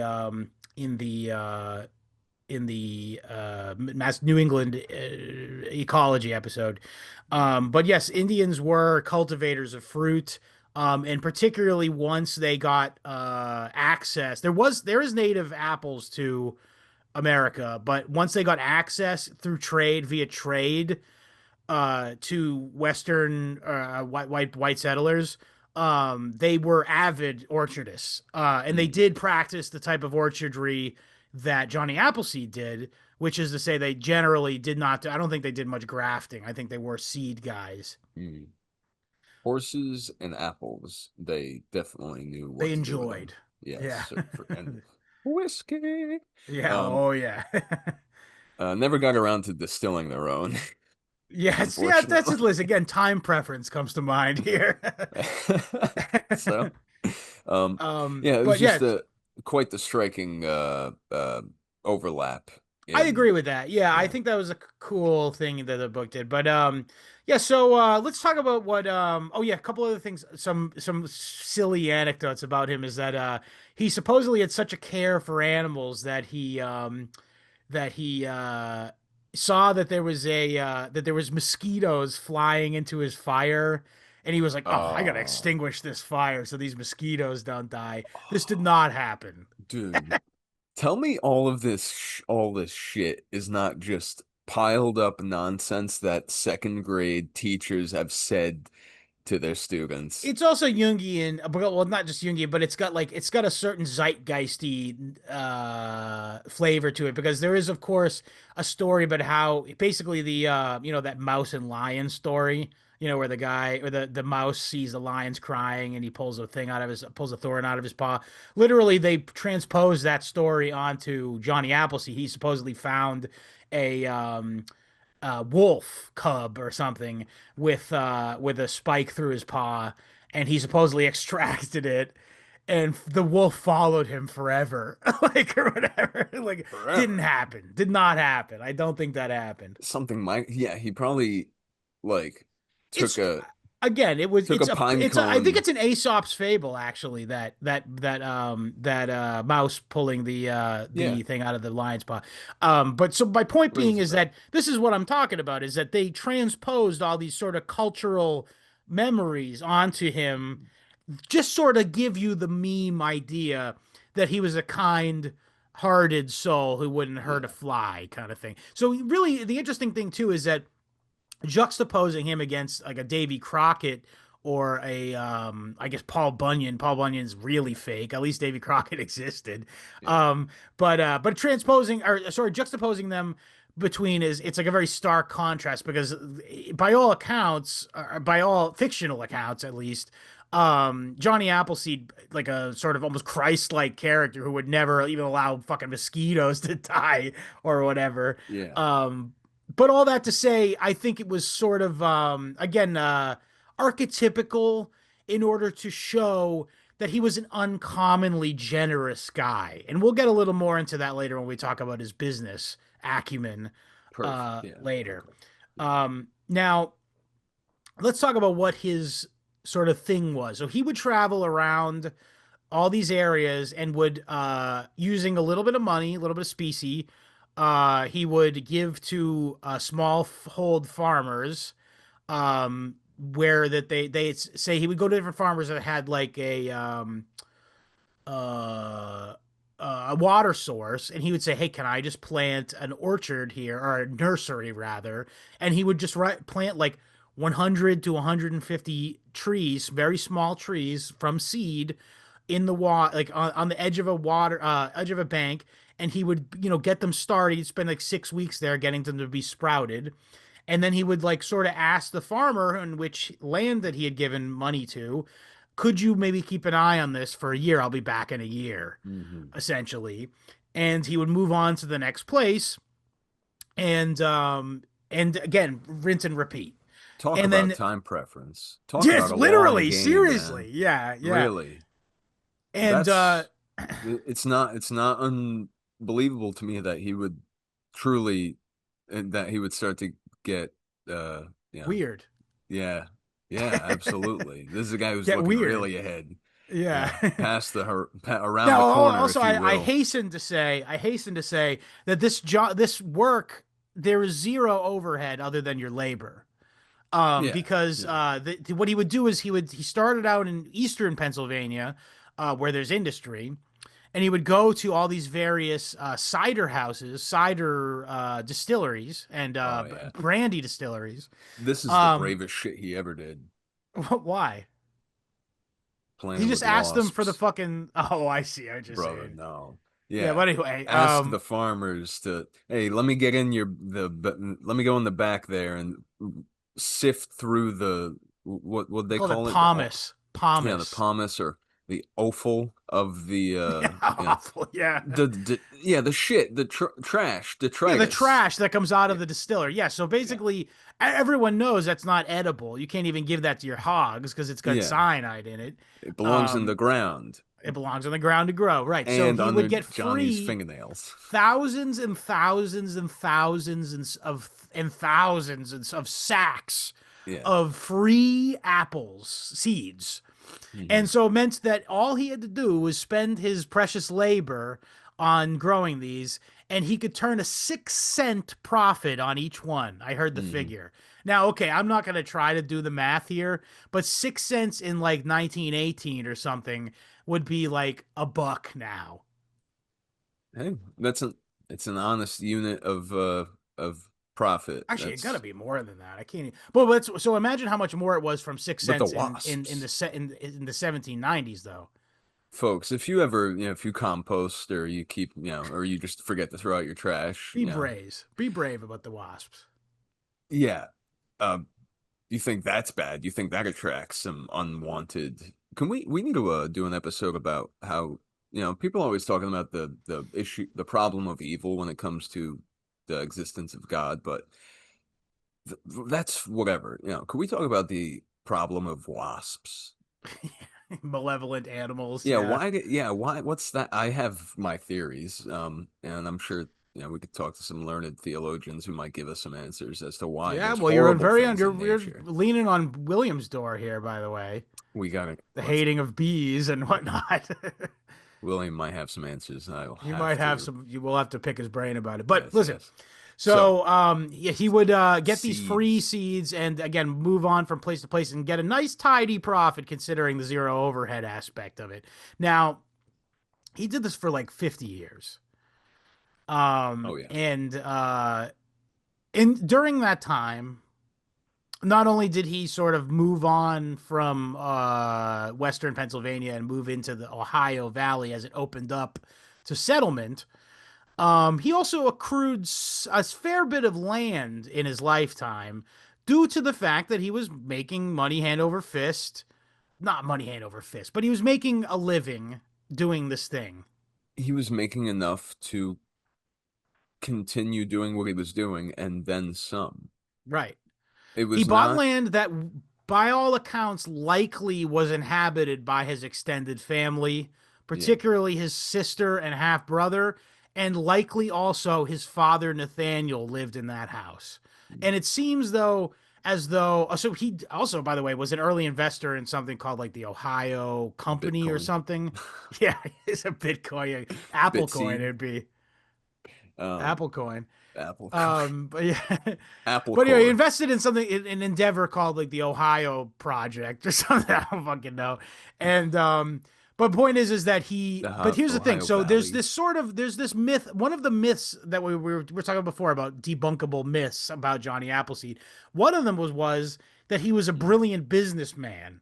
Now No. This was cooked up by literal CIA. Cold War I literally, propagandists. like Yeah. literally, yes, like, it was Yes. literally cooked up by CIA, like Cold War bullshit. Because these myths, they sit on a shelf until they're They need needed. to be accessed again. Yeah.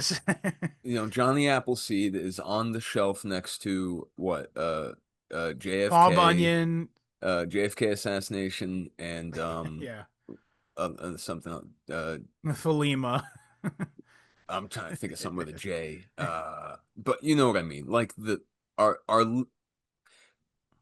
our repertoire of American myths has expanded quite a bit, Yes. especially just over the And its past uses of century. it has expanded. Yes. Oh yeah, and So Johnny here's the Appleseed reality, folks, retrofitted to is that whatever. John Chapman, while able to sack away quite a bit of money, he never married. So this is one of the big features of his sort of mythos is that he's a singular man. He never settled down, never married.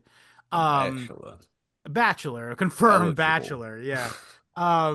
Indeed, by the way, people do sort of speculate he might have been gay and or sort of like That's smut. just That's effeminate. trash.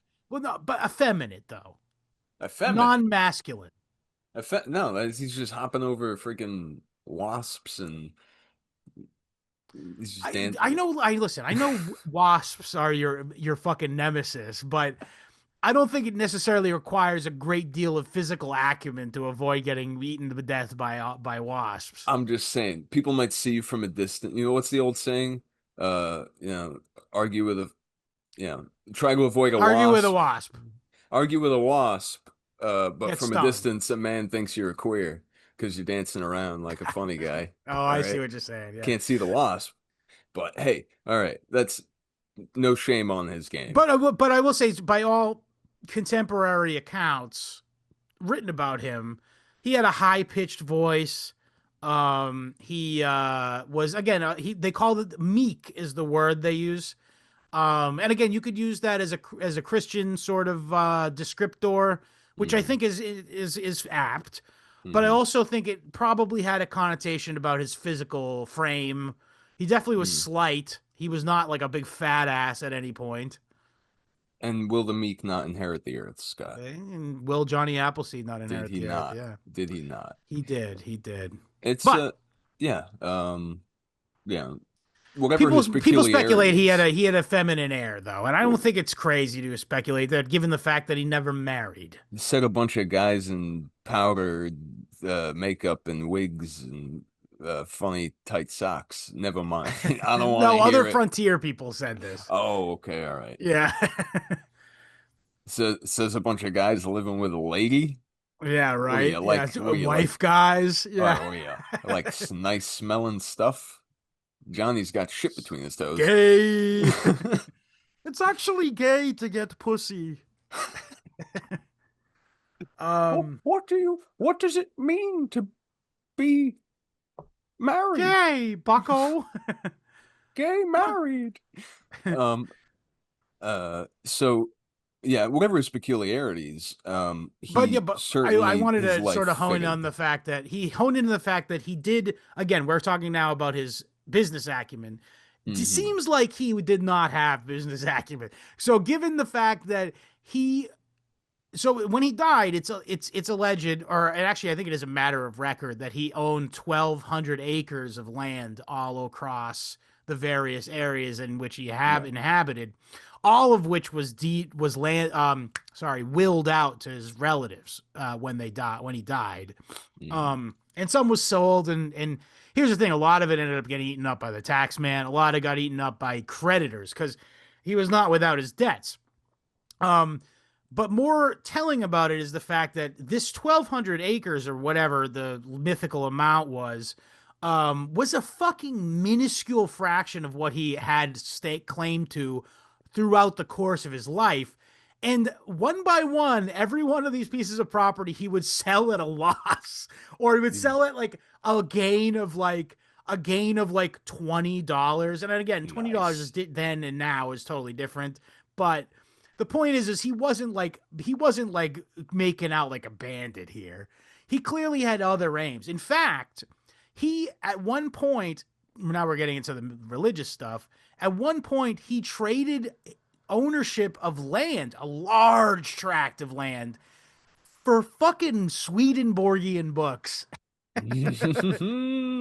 And we'll get to that in a minute. We're Yeah. getting to that now, in fact. But I just wanted to real quick sort of really just put the fine point on the idea that this myth about him being a genius businessman is absolutely not true.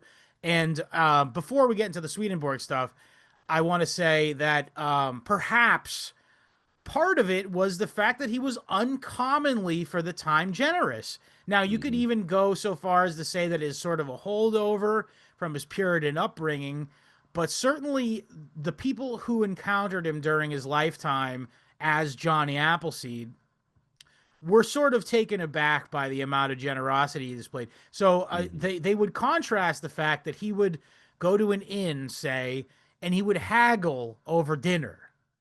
He would say that no, no, no, no. I know you said 7 cents for dinner for a bowl of A stew and bowl of a your cider. gruel. But I insist that 6 is enough. Now, again, this story is contrasted the fact that that's very same night, allegedly, a man walked in and said that he had lost his wagon and lost all of his stuff and was real hard up. And Johnny Appleseed gave him $5 and said, "Don't worry Whoa. about it, pal. Don't worry about it at all, pal. It's on me." You see this guy? You may not recognize him, but he's going to be a big deal. His name's Yeah, Abraham Lincoln. I'm pretty. Yeah, yes, Yeah, no, it's that's an anachronism, but yeah. yes. It's probably I been a got the coin, joke. no? I bet it might have been specie. Might have been Specie. like it might have been meaning like Nice. gold, like a Yeah, gold token of some kind or nice. silver Yeah. token of some kind. Who knows? That's We'll never still know. somehow I mean, the managed story to might be sound bullshit. hollow. That's Yeah, the other thing. But right. given the propensity of this rumor that he was so generous with his money, but also cheap in his Mm. business dealings, Yeah, yeah, it seems real. You know what I mean? Because that's like almost a guy. You know what I mean? A guy who's a real yeah, cheap ass, but is super nice and gives buy people drinks and stuff. That's a guy. yeah. A guy who says, "Listen, it's 6 because I don't want the bread. Take the bread back. I don't want the bread. It's gonna be 6, all right?" Yeah. And then what's that thing? To each Teach his own. his need. No, no. Oh, from his need to from each of his ability to each his needs or whatever. Yeah, Yeah, it's very clunky. What is that? yeah. That's why no one remembers Libertarian. it. That's why it'll never last. Commies. Yeah. So it, these kinds of stories only need to be told because of the kind of generosity and kindness and charity and meekness and humility that is that truly changes the The world landscape of the world. Yeah, is particularly in such an so unforgiving place such as the frontier. You know, yeah is so it's so consequential. it's so did you say in or It consequential? said consequential. It is, but apparently on its face when you tell it to people, it's it's unremarkable, you know? That's why Right. people people don't understand just how mundane true heroism or Yeah. is and so they need to be it's like you need to be ready to vanquish the dragon so you can help the old lady cross the street, that I Is that guess. something he said? I know, but he's always talking about vanquishing dragons. But I just Yeah. mean, like, I think is it maybe it's necessary for people to be ready for some big thing. It's like I do that. It's like, all right, if you do that, you at least do this, right? At least give the guy $5 when he had lost Yeah, everything. if that makes sense. But because I think his whatever goodness he uh Stoled. literally the word I was thinking but didn't want to use in real life would be so unremarkable to people that weren't, it's like you gave a guy $5. It's like, yeah, but it changed that guy, That's a life changing amount of money back dude, then. yeah. To life changing A lot of these land depends on the deals he would do person. would be like 10 apple trees for like fucking 10 acres. Yeah. Like, And often have money. I'll take whatever you got in surplus, whatever you can spare. right. That was his approach, which, of course, would not. It's not. a secure way to do things, but it is if you're walking a certain royal path, practicing abundance, knowing it'll come, you'll never starve. Yeah. That maybe walking that walk, talking that talk, it gets you to here now to being a topic on the History Homos podcast. I guess so, yeah. Yeah. Well, so it's also worth mentioning that he did live through, so maybe we can't fully blame him for his business acumen here totally, because it's worth mentioning that he did live through two major debt crises, the panic of this year and that year. Who cares what numbers? It doesn't matter. But the point is he lived through two Next of them, year. and he kept his shirt the whole time. So maybe he's Yeah. not so shitty at business, is all I'm Kept his saying. pan, kept his Yeah, kept pot his on his head. pan, yeah. Kept his lack of shoes. But yeah, also another thing that's sort of characteristic of him is like this again, frugality. He would be totally happy sleeping on your floor for no Hmm. money, have a little bit of just a little bit of thin gruel, just for Hmm. the right to plop on your floor, and Hmm. he would bend your ear about Swedenborg. Nice. Then you're like, oh, what have I signed up for? Yes, he is. What have I He does seem done? like that. Well, here's the thing. Here's the key thing you need to understand about Johnny Appleseed. History remembers him as being a generous, kind, giving, loving, all this stuff, partially because he sort of inhabited this sort of cultural ideal. The people who knew him probably more so said, Johnny Appleseed, what a fucking weirdo. Yes, exactly. Absolutely.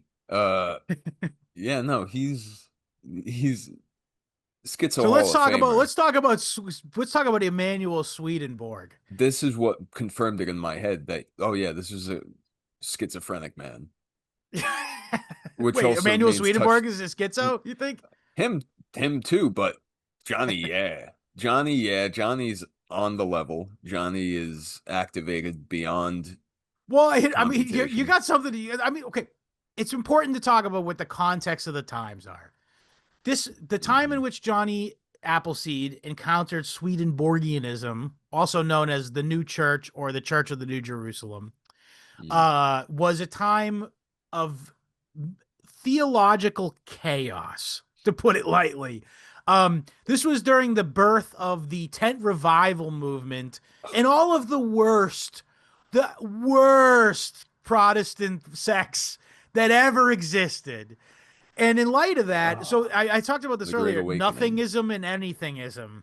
So it Uh, seemed like this was a massive free market experiment in religion during this time. So it's almost as if this period of massive geographical and economic expansion was it required almost like this sort of religious piety expansion as well, because this mhm. was, you saw there during, this is where the birth of Mormonism, this is the birth of Seventh Day Adventism, Mhm. which would later become well, first of all, Branch Davidianism, but also Jehovah's Witness as well came out of Seventh Day Adventism. Christian Science came out of this time period. What else? Again, I mentioned before the tent revival stuff. Evangelicalism, Southern Evangel Baptism, all of this arose out of this time period.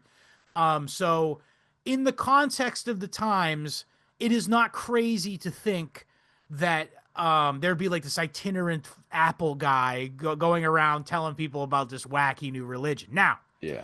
the difference between Swedenborgianism and all these other ones is that most of these other religion, not maybe not Christian Science. I think Christian Science is kind of more similar to Swedenborgianism, but but as opposed to like Southern Baptism or snake handling, any of this goofy shit, that stuff really appealed to your emotions.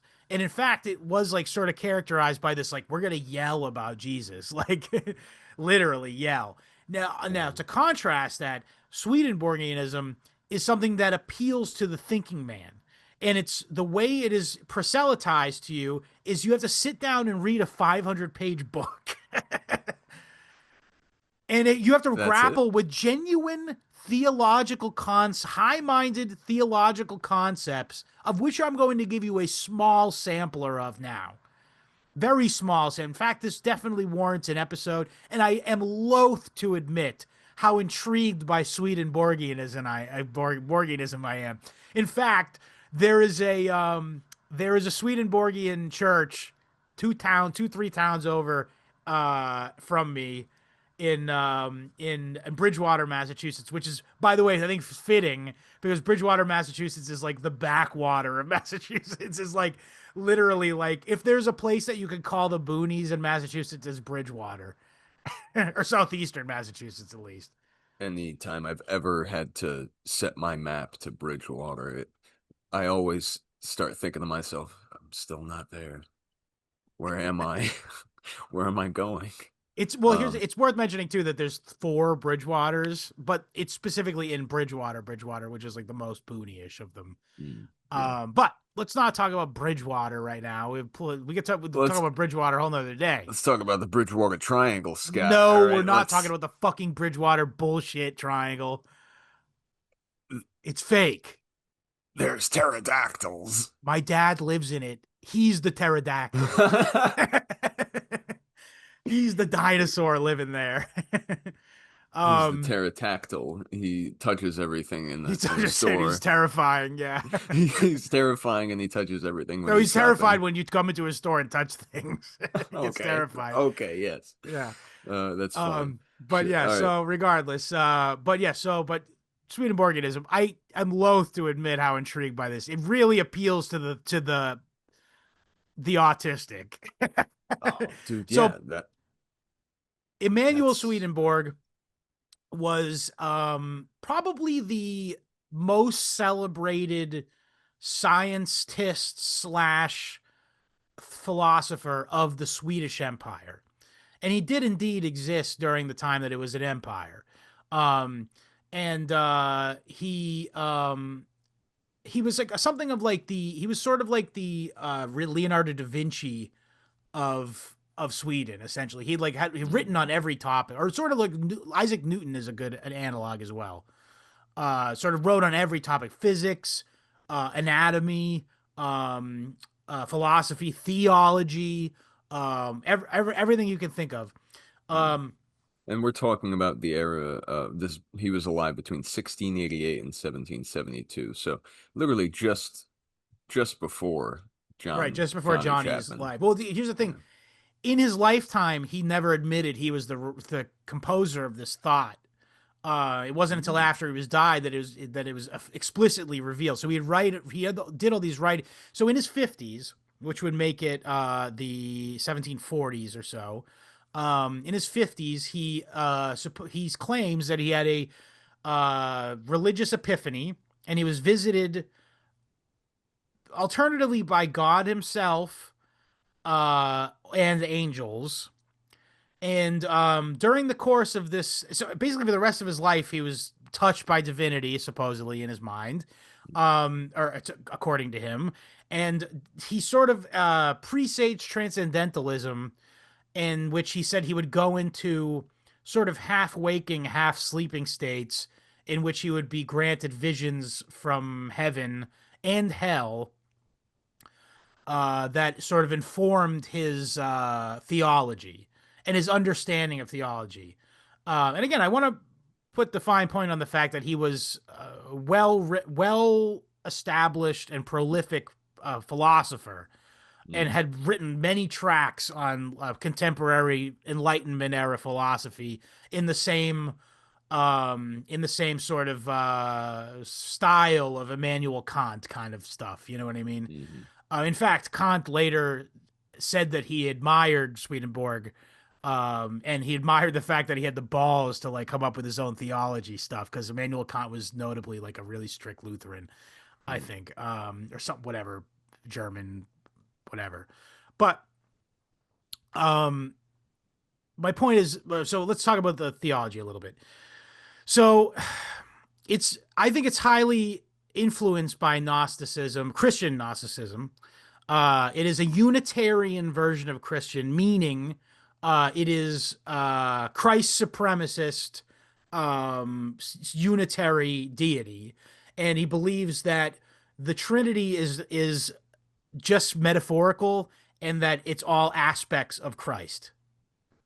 Like meaning he Mm, can sort of split himself into different things depending on what the situation is. mm, And he's like all he's the father and the son, and that in coming to Earth as a human being, he was divine on Earth. So it rejects the dual nature of the Nicene Creed, mm, human and but in this there's scriptural basis for this, by the way. The guy fucking wrote so much, literally goes mm, line by line with stuff. And he goes, because there's this word in I believe the epistle to the Philippians,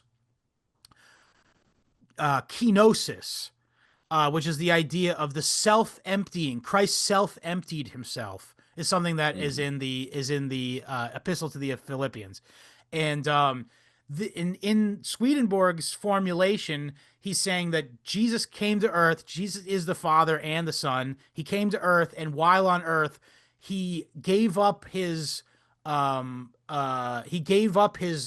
powers in order to elevate the human form. You get what I'm saying?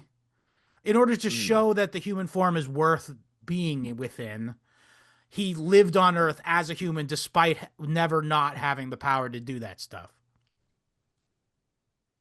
I'm following. I'm certainly no expert, especially with that last bit. I will agree that I that whatever is that's worth to anybody. But Mm. I do I sympathize with that very much. The idea that um Well, the human God thing, because God well, God came down to show us we could do it. yeah, also I think I think he really presages Gerard in a lot of ways, because Yeah. one of the things he talks about is this idea of correspondence. Um, Okay. and the term is very similar to well, the way he uses it is similar to the way that Gerard talks about the New Testament as an encoded document. And I think, or the entire Bible, in fact, as an encoded document, that you need to take it on a, yes, it's a historical story, but really there's a story underneath that's being told. Mm, And in Swedenborg's formulation, essentially, I would equate it with Gerard's sort of idea of true conversion. What mm, Gerard calls true conversion, which is actually living the way that Jesus would have wanted you to, or mhm, acting like Christ. mhm, Swedenborg had this concept of regeneration, he called it. And again, this is a word that he said in Swedish, so it's kind of hard to. It's the word that we got is regeneration. Um, I would probably equate it to the idea of gnosis, essentially, and mhm, it's or the idea of like a process in which you become more in the spirit of divinity and in the spirit of Christ. And he does emphasize the idea of charity, selflessness. Again, not I don't he didn't explicitly go into the whole scapegoat stuff, or but certainly he had a pacifist, or not pacifist, but like a, like a live and let live kind of. mm, Again, this is like all in the a product of the time in which it existed as well. mhm, I hasten to mention. mm, Um, Oh, also, by the way, I have to mention this too, this was a reaction against the state enforced Lutheran Church of the Swedish Empire, mhm, which, I mean, again, this was a very pious empire, the Swedish Empire, but also very brutal. They would like had very vicious military campaigns in which they fucked up the Finns pretty bad at one point. And I think he, as an Enlightenment era philosopher, probably took issue with the idea that these were pious Lutherans, mhm, doing this. And he said, or he sort of said that there's a new era afoot in Christianity. And he also goes so far as to say that the second coming, as described in Revelations, is metaphorical, and he mm. calls upon the Paul, I believe, uses the I don't want to say metaphor, but he actually says that Christ is the church, right? Christ is the rock of the church, right? He's the cornerstone of the church, right? So what Swedenborg takes that assertion from Paul and he says the rebirth or the second coming of Christ will be a new church itself, a church, not a person or a personage. And that it's going to take 1,000 years, I believe he said, like meaning the millennial story that's in Revelations. It's going to take 1,000 years, and it's a real process. It's going to take generations and generations of us striving towards this goal of truly living within the spirit of the Scripture. So I'm kind of interested in this, but there's a lot of goofy shit in it too. Like for instance, one of my favorite things is my favorite thing I think from Swedenborg is Was that he this guy said saving his piss too? he Don't was tell not me. saving his piss. He rejected alchemy. Nice. There you Yes. go. Now, I will say this is that some of his later followers, after he died, because again, he never during his lifetime tried to start this church, he said, Mm. this is not something I am doing. This is something that no matter what you do is happening. You get what I'm saying? That I that I will agree with. No Yeah. matter, yeah, there's certain This things like that. regeneration he's talking about is we're moving towards, I guess you could draw some parallels between that and fucking Teilhard. But the idea that we're sort of moving towards something, and to him, that's second coming of Christ, a church that's within the true spirit of the. There's so much more I have barely even touched on, by the way. But my Oh, favorite thing he said was Africans are possibly, not definitely, but possibly the best people. okay. And Okay. his reason is because they have no sense of time preference at all, and they're always living in the moment. Oh, And he thinks that meaning they'll even let themselves go hungry in order to help someone sometimes in their family, say. They won't even think mm. about the future. They'll go, "Oh, I have food right now and you need food. Take it." There is something admirable in that. There is a component of faithfulness in Yeah. That's what he's talking foregoing. about. Yeah. Yeah, well, But it's really hey, funny that he put it in like a semi-racist way. Like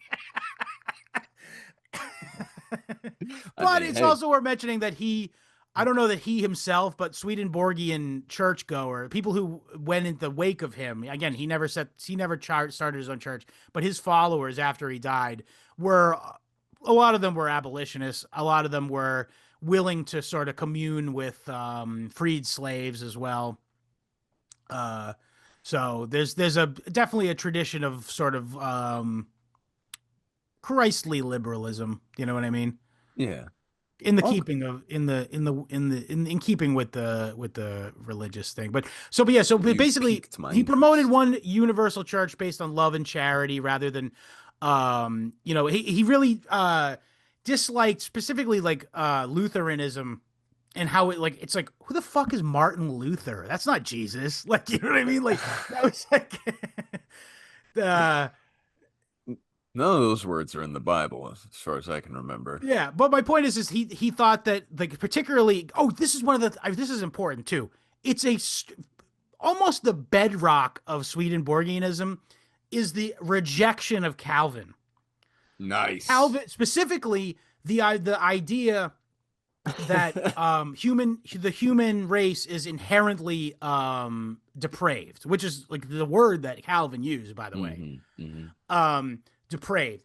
And specifically, Swedenborg, I'm sure he would have used harsher language if if it he would had have, the if he vocabulary, had the yeah, latitude. yeah. Yeah. But yeah, no, but Swedenborg rejects that as like almost his like primary thing. Mm, And but this begins is he there. comes to this from the fact that it was shown heaven and hell by Mm, an angel. yeah. We glossed Um, over that. I'm good getting to that right now. Yeah. So basically, there's this. So in his formulation, there's the real world, the physical world, and there's the spiritual world, in which is Mm, encapsulated heaven and hell. And by hmm. the way, the spiritual world is real. In fact, it's more real than the physical world, Yeah. the Okay. spiritual world. I like that. Um, and he says that human beings are not inherently evil and they're not depraved. They're Mm, influenced by by aspects of the spiritual world. In Mm, some Christian denominations, they were we call demons and angels. I think he may mhm. have used the words demons and angels. I He don't was know. visited by angels, Angels, at certainly least. angels. Yeah. I'll get to more angels in a minute because this is the reason why he has veneration for the human form is because the idea that he thinks that humans become angels. Again, this is heretical to the Catholic Church, but he thinks that angels are come out of humans that were inclined towards heaven as opposed to hell.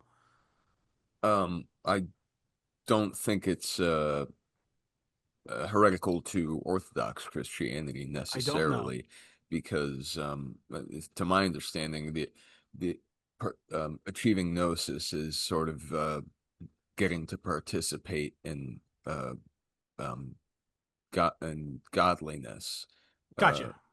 becoming little g gods, like, Yeah, gotcha. but in yeah, I in gotcha. yeah. So, uh, But I'm my with point it. though is, I'm like, yeah, I kind of intrigued by this whole thing. But anyway, my point so is, he goes during your life, you're going to be influenced by forces, spiritual forces from the spiritual plane, as it Mhm, were, and mhm, some of them will be negative and some of them will be positive. But ultimately, it's to you. mhm, Ultimately, you choose which ones you listen to, mhm. and when you die, um, it will have been your choice to go to hell, and it. Get what I'm saying? You will Yeah, just do what your spirit is destined to do.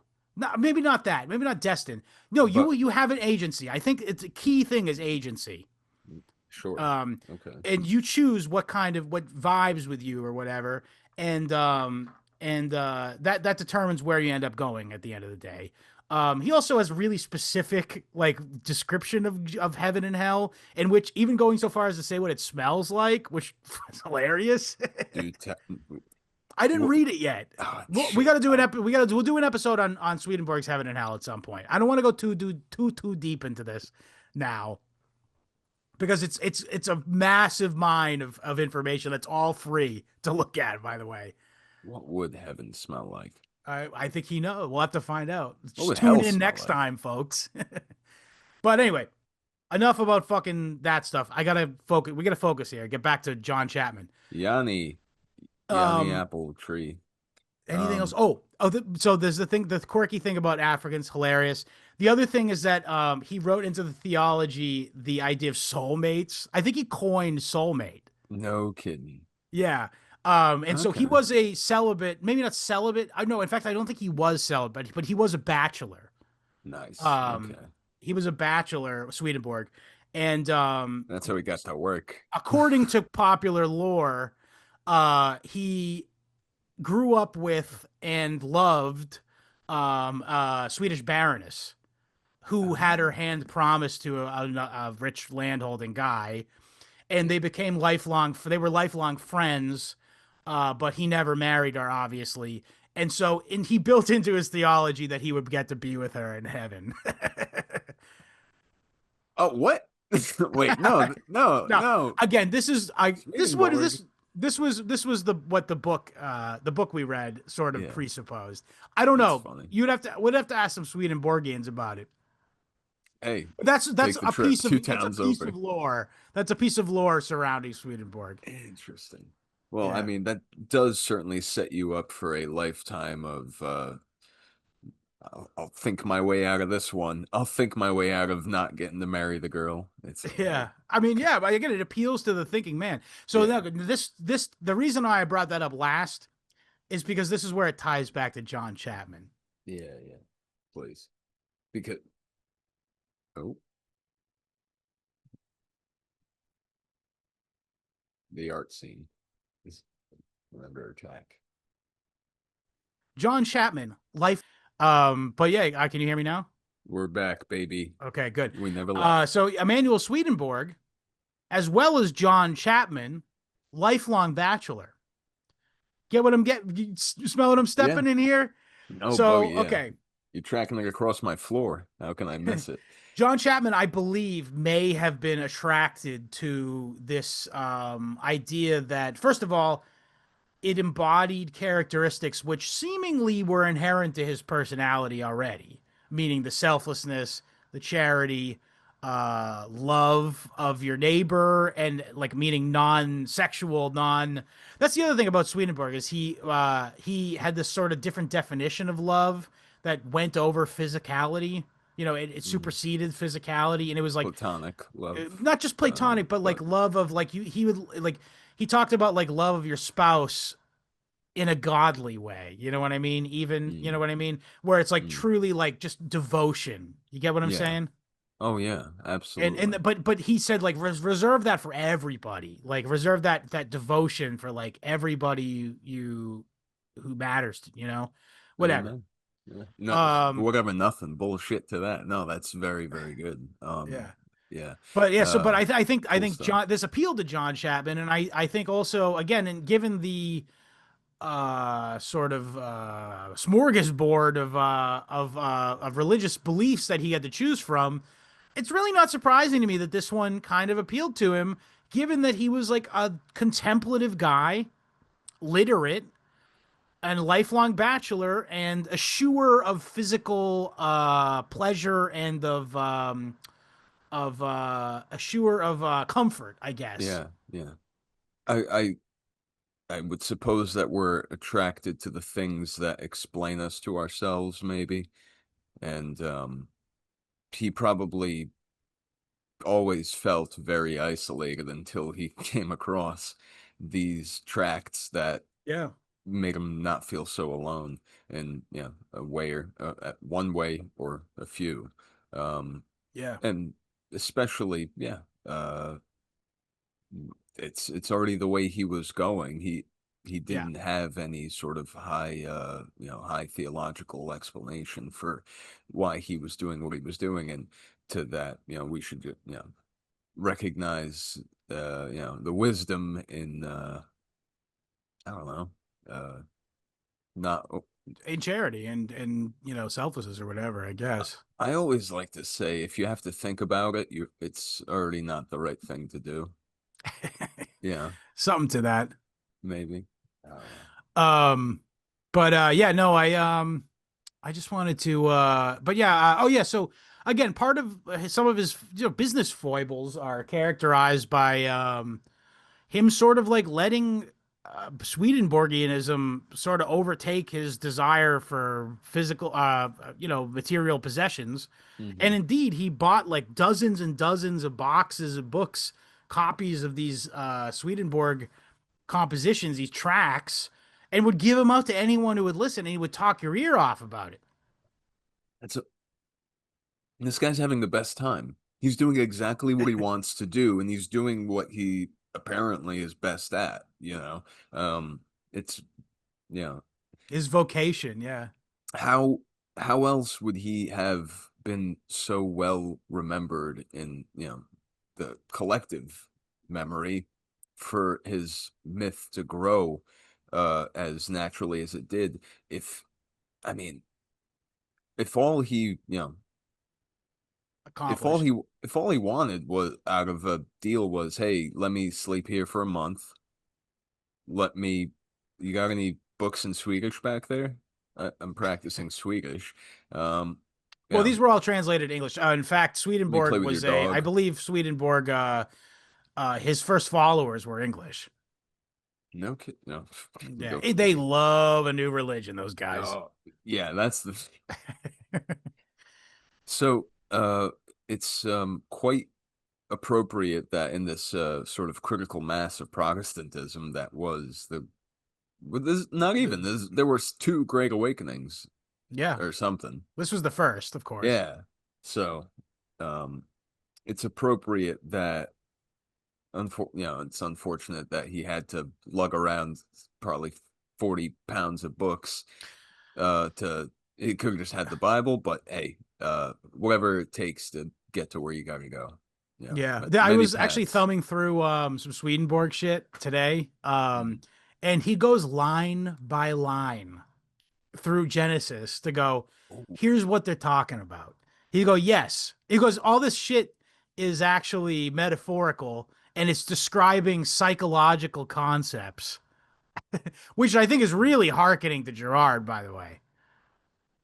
Well, I mean, something we talk about Shakespeare in the same, we talk about the way other people talk about Shakespeare. It might as well be, it Scripture. might as well have been written by intelligent design, you know? Yeah. So if we can keep unfolding the literary onion that is Shakespeare's work for 500 years, wouldn't something inspired by God himself be, It'd be you know, 3 times as long. Yeah. 7 by 7 by 7 by 7? Yeah. Right. So 33 by 33 times. I it it only speaks to the fact that it's taken 2000 plus years for us to really start to grasp what we had 2000 years ago, and understand it um literally, as opposed, you didn't have to understand everything if you were there at zero, at the Yeah. year zero. You didn't have to, or the year 3032. Right. You just had to know, following him would do what he does. But now we're so far removed from it that uh we Yeah. it, Hermeneutics is required. yeah, exactly. Perfect. Yes. So I it's actually, no by the way, accident. I think Swedenborg coined the term hermeneutics. By the No way, shit. yeah. What? I wonder what that sounds He like in also coined the Swedish. term. He coined the term law of attraction. You've heard of the law of attraction, Oh the my secret. No, goodness. no, no, no. No That's a kidding. perversion. The law of attraction is you will attract the spirits that you deserve because of your actions. That's what he's talking about. So when you die, angels will go to you if you lived a righteous life, and demons will go to you if you attracted to you if you did not, or if Yeah. you relished evilness. I But anyway, enough about fucking it's Swedenborg. We'll talk about Swedenborg another time. yeah, cool shit. Thanks for folks, get ahead of us and Yeah, look at the start Swedenborg. reading up on Swedenborg so you can correct I was so us. again. I was saying to a guy I know, like super, fairly traditional Catholic, and I was telling him about it, and he goes, he was rolling his eyes at a couple of the things with the like people becoming angels and stuff, because like there's like the strict Catholic theology, angel is like a species that existed before man. Yeah. You know what I Yeah, mean? yeah, Like yeah. something you could reach out, or whatever. But I go, dude. In the time it was created, this was the least offensive version of new religion. You know what I mean? Yeah. You would be happy to know your sister converted to this instead of some of this shit.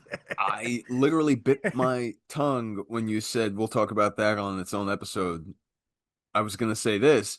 This is the obvious response to 200 and some plus years ish of the Calvinist, Yeah. Oh, yes, yes. blood Explicitly. poisoning. Yes, Explicitly. Yeah. He literally was like, first things first. a Humans are not recalibration. depraved. Amen. Yeah. Amen. Yeah, perfect. So, it's not it's a necessary uh means of recentering. Evolution. Yeah. Evolution in the Just process unfortunate of truth. it took a back-breaking sized book to Yeah. to Several. No, like evangelize with. 9 books. Dude, people don't have nine Then they anything. did. There was no TV, no podcast. You had time to read every Swedenborg book back then. That's true. Which is funny that you say that, because in one of the ledgers that they did track Johnny Appleseed's Movements. movements, he was one of like 7 people in a few years that had bought a book. Yeah, right. Yeah. A And I, history, a small history, I think it was yeah. called. Yeah. And otherwise it was just a couple Bibles and that's it. And I'm thinking to myself, what the hell else are you occupying your brain They were with? really busy chopping trees, bro. That's the only thing that could, you don't have time, or as soon as you have a Well, moment that's the to. beauty of the apple, was that the apple was so abundant. and we're gonna finish Amen. up here, but I just want to talk a little bit more about this. Is that this apple seed specifically, like this was, they say that the average family was distilling and drinking 75 barrels Yeah, of yeah. apple cider a year. Did I not I say that this was all for cider and not for eating? I forgot to say that. The grafting, the fucking William Blackstone shit, Bill Black's, he made the ones you eat. And the yeah. Johnny Appleseed, the seeded Appleseed apple was specifically for the creation of cider and to a lesser degree brandy and something called Applejack, Applejack. S- That which which was is like the hyper distilled brandy essentially. It was like, I think nice. the way it worked was like they'd make brandy and then they would leave it out over the winter, and then they would let the water would rise and freeze, and they would just carve that ice out and take it Mm. away, so the remaining liquid was doubly distilled liquor because the water had frozen out and left. Please, sir, may I have some more? Yeah. Oh, So I'm damn. interested in Y- Applejack. I wanna. I'm so glad we circled back to this because I had this highlighted in the book. This is regarding the uh, first of all, a tax assessor in 17, whatever the hell. Go suck an egg, dude. Yeah. You can Come get find that. me. Hey, have an apple or scram. Um, so people are like notoriously Reporting their stating, apples. underreporting, whatever acreage they can get away with as being arable or viable for Right. production. And so this excerpt here is what you're referring to. According to the poll, all of the orchards in Longmeadow were capable of producing just 725 barrels of cider annually, which amounted to only 6 barrels of cider per household. Lucy's mother reported that her orchard would yield just 5 barrels a year. The typical farm family consumed between 10 and 50 barrels of cider annually. Yeah. Yeah, Yeah, so so they it were literally, lying in order to not have to pay the taxes. ima- I can't believe we didn't talk about the fact that how much the apples were important for the land squatting and grabbing. oh, dude, This was so no, important that, so part of the reason why he was making so much money selling apple trees was because the apple tree, specifically one that's fruiting, is there's no better indicator that you have been occupying the land for 5 years. And this was right. often, not always, but often a requirement for you to be able to say, yes, I own this land. In fact, a lot of these early territorial governments that would later become states like Pennsylvania, Ohio, Indiana, et cetera, Mhm. um, the qualifications for you to be able to get a deed of the land was that, look, you had to prove that you had had X amount of fruit trees, X amount of apples, X amount of peaches in order to say that, hey, look, I live here. Mhm. And in fact, there would be like some underhanded behavior sometimes where people would chop down their neighbor's shit so they could be like, look, I have this is where my land ends and stuff. Real greaseball shit. It was between the Re Puritans. Ugh.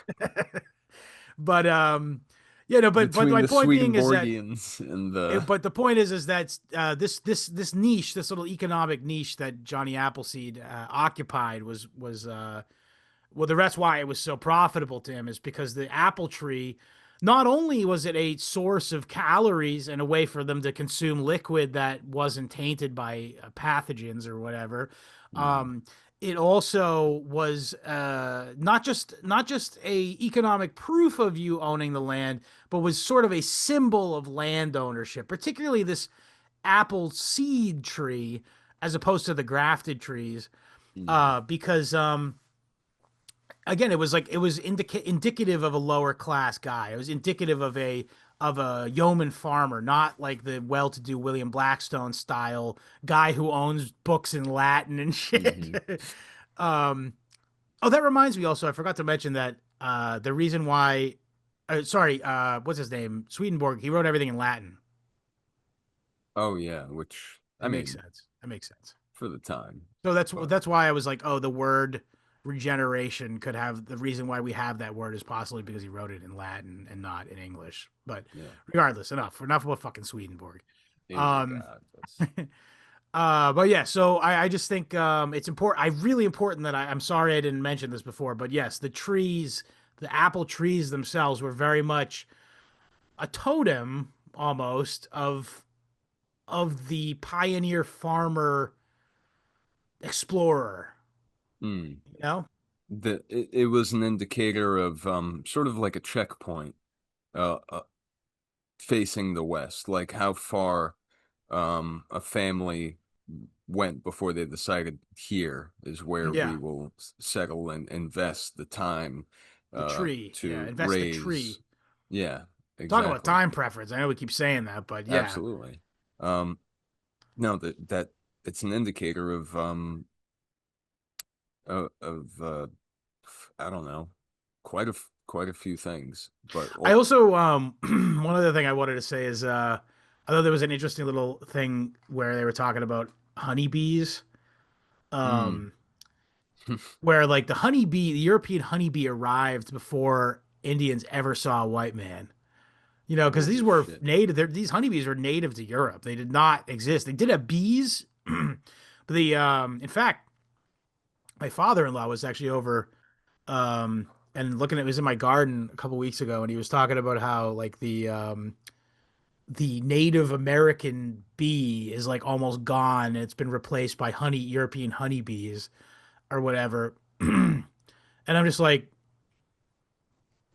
who gives a shit? Like, there's still bees, right? You guys are bitching about not enough bees or whatever. I'll tell you what, you go to my garden, you would never know there was a shortage of bees. They're Yeah, right. everywhere. Literally can't you can't walk without hitting a bee about Yeah, back there. but not all bees are uh, made the same, Scott. Because Yeah, I think these fucking bees that my father-in-law was mourning here, these guys you're afraid of. the wasp. Not literally just wasps, but I think these weren't like fun. Oh, I think that might be the bumblebee. What's that? The bumblebee is the Native American bee. Oh wait, no. Bumblebees are nice little guys. They're Well, friendly. yeah, there's less bumblebees now, but I've seen a bunch, so I I told don't care them for I that. told them I don't think you're right about that, pal. I wish them well, the bumblebees, The wherever they may humble be. bumble. The humble bumblebee. But um, anyway, I think we've spent enough time talking about this stuff. So uh, anything else we got to cover? I feel like we really did get most of it. Johnny um, Appleseed. Oh, well, let me just close on this. seedlings being compared to suckers, Democrats. Oh Um, yeah, yeah. that Well, whole I don't know. Yeah, that's that's an stupid. interesting. I do recommend the book. If you're really interested in this topic, absolutely check this book out. Mm. Obviously check it out on Anna's archive. But was I gonna say? In closing, I think the future of our nation, the future of history, Homos Nation, at least, I do think that Johnny Appleseed, he's a worthy symbol. Mm. Humble, selfless man, but more importantly, I think the association with the frontier and with the idea of farmers, the idea of mixing your labor with the land and creating a future for your progeny. And I think that Mm. Appleseed I mean, he certainly facilitated that. And I think archetypically speaking, he's a really worthy symbol. And the apple tree, like the seeded apple tree, is a really nice symbol for what like we're trying to do, man. Like I think I don't know, it's just like there was this whole section of the book where it's talking about how the commercialization of apples, which goes hand in hand, by the way, with the abolition of liquor and drinking temperance movement. It's sort of they moved away from this from the self provisioning farmer who would get his apples and use that to make apple cider for himself to like these big corporations that utilize the primest land in the West, the flattest, primest land and chemicals in order to get a perfect apple that looks great, and it's sent to the East Coast in refrigerated train cars and stuff. Mm. and and what allows for that? For usury. Yeah. what allows for that is a sort of acquiescence to a societal moray Push. where um you you don't graft. What are those seedlings? Yeah. Oh, you only That's make enough for absolutely an yourself. attitude. That was Oh, you absolutely a genuine attitude that people held w- and yeah, whatnot. exactly, and that's born out of that poisoned We're not the one-to-one grafted. I love interaction. William Blackstone. Listen, William Blackstone is a Not man yeah, above all other men. and yeah, sure. I just mean more so the oh what you only make enough for yourself. You don't. Oh, No, no, no. we have That's what I'm saying. so So I'm much to not export. to throw dirt on Blackstone is what I'm trying to say here. Sure, and yeah, no, I understand. But Defend your boy I'm more Blackstone. of an Appleseed guy, is all I'm saying. Sure. John Chapman. I'm more of a Chapman, a Chapmanite. Sir. All right. Well, there was there was one other really interesting I highlighted here for some reason describing a narrow path used to carry mail service as a tight fit for a fat horse. That was funny. Oh, Um, so it's kind of like it's kind of referencing almost like the needle through a camel through a needle, eye of a needle kind of that's so thing. funny. It is easier for a fat horse to pass a tight Pass a turn tight turn, yeah. than for a rich man to enter the kingdom of heaven. Um, I so heard I heard an yeah. interpretation of that eye of the needle thing was it's allegorical and like the eye of the needle is that's like a word that they would use in Hebrew to talk about the gates of the town. Oh, okay. Oh, yeah. Well, that makes sense for It sounds right and I like the sound of it as well, so that's a big aspect of that why. comports with my hyper reality.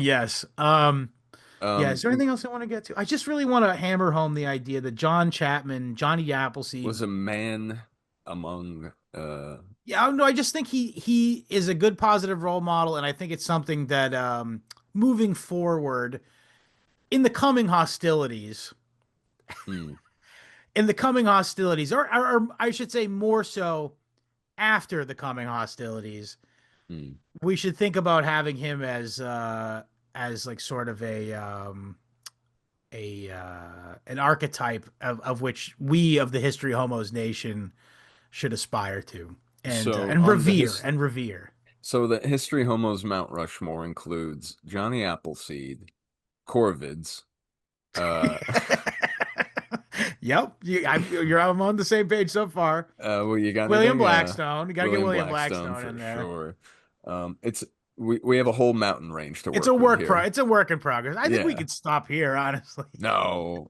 No, we don't want to exclude Oh anybody. Jesus, he Yeah. could be the last. He could be the last head on Mount Rushmore. He's the cornerstone. It might be either way. It There might be a little too idolatrous to put him actually I on the agreed. Yeah, it mountain. would Yeah, look like what is this? A it Tennessee would be billboard? gauche. It'd be gauche. Gauche, Yeah, yeah, gauche is a start. Um, there was a really speaking but of we need gauche, William Blackstone. We need a yeah. graven image of William Blackstone. Uh, let's see here. There was a really interesting little shit exchange. Um, After leaking the lawyers past neat rows of his Pippins, Russets, and Seek No Furthers, Goldthwait, which was a contemporary nurseryman to Right. He was a Chapman. grafter though. Yes. Goldthwait showed off a tree he called the federal apple. One of the lawyers responded, "You have shown us your federal apples. Now show us your democratic ones." Goldthwait led the two lawyers to the edge of the field where a small, scrubby volunteer seedling with a few knotty apples on had sprung up. That, he sneered, is the democratic apple. Yes, referring, of course, to the Democratic Republican Party, which was probably ideologically best characterized by Thomas Jefferson. Yeah. And Thomas Jefferson, full of a lot of shit, but he did have the, I believe, fairly admirable perspective that every American should be able to have a homestead And no. I do think that trajectory it was helpful in the formulation of this country. But I think someday, like, listen, man, we'll If figure I it out. if I may put an addendum to that little story there. A few years later, down in Rome Township, Lawrence County, along the Ohio River, Zebulon Gillette, sick name, Zebulon Gillette discovered a That's an sucker. ancient Hebrew name, Zebulon. Yeah, I guess, yeah. Gillette though is French. Yep. Discovered a sucker growing below the graft of a tree he had A purchased sucker, from. sorry to interrupt you, a sucker Yes, being a seedling that pops out of the side of a beginning a tree. So like the tree, a sucker is like a vine that grows out of an apple tree, and you can take that vine and actually transplant it somewhere, and a tree will come out. right. And that's many of those were what Appleseed was running around with. Yes.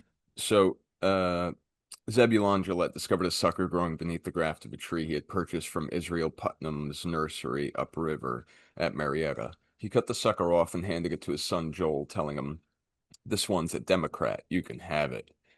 Perhaps Zebulon should not have been so disdainful of the wild sucker.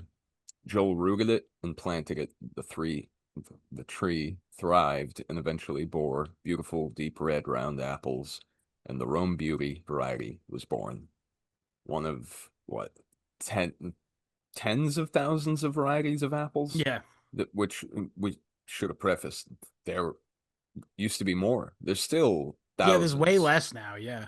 We, think 10 usually are the, Yeah, the really, standard ones. A lot of them are not from here either, by the way. The ones I think of American apples as sucking because of that whole capitalism, irradiated fucking refrigerated boxcar era. yeah.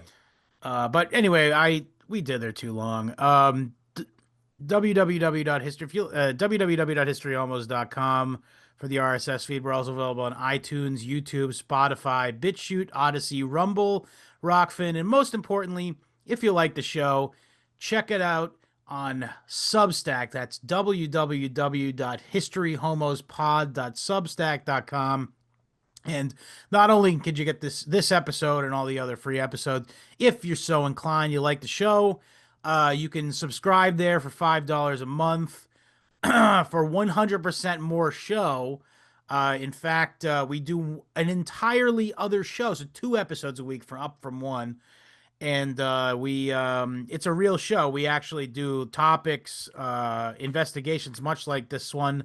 Sometimes we'll do a movie review or a book review, and all kinds of other fun stuff. So if you want to support the show, that's the best way to do it. And also, it's the best way to get more History Homos content. So that's again, historyhomospod.substack.com. Please subscribe. We're doing quite well over there. And if you'd like to see us cross over beyond shills like Curtis Yarvin, please help us out by going to historyhomospod.substack.com. Also, you can follow us across social media at historyhomospod. That's Twitter and Instagram. And at time of recording, still the friendliest place on the internet, our Telegram group, t.me/historyhomos is the channel. t.me/historyhomos chat is the chat. And fair warning, when you show up, you gotta, in the first like 10 to 20 minutes, please just say a racial slur in order to ensure that we know that you're a real guy and not one of these crypto scammers, because they're a big problem these days.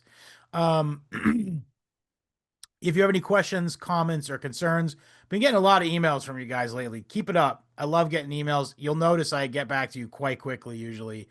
So email me at historyhomos@gmail.com. Also, if you'd like to get a t-shirt, we still have them. Email me your size and address there at historyhomos@gmail.com. Yep, sorry about all that confusion there. Die with dignity. Patrick, what would you like to say to the people before we hit the road? How you like them apples? Later, homos.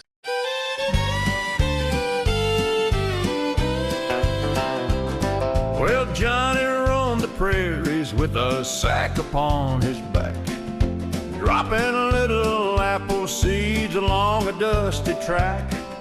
Not for pies or fritters, no sir, if you please. He was dreaming about the day he'd sip from cider trees. Cider trees, cider trees, golden in the autumn breeze. Plant a seed and you'll believe in Johnny and his cider tree.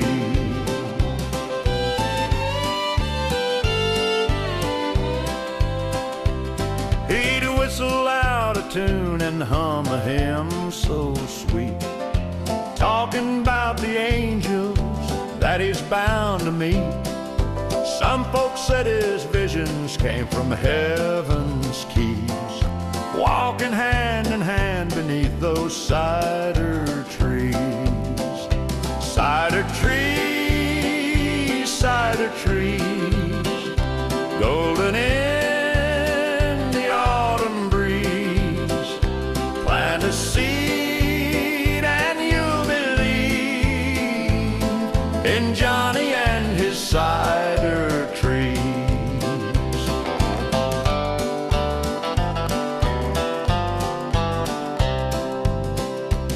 So raise a jug and toast the man who spread the orchard wide. He gave the folks a little cheer and heaven on the side. Not just apples growing, but a faith that free.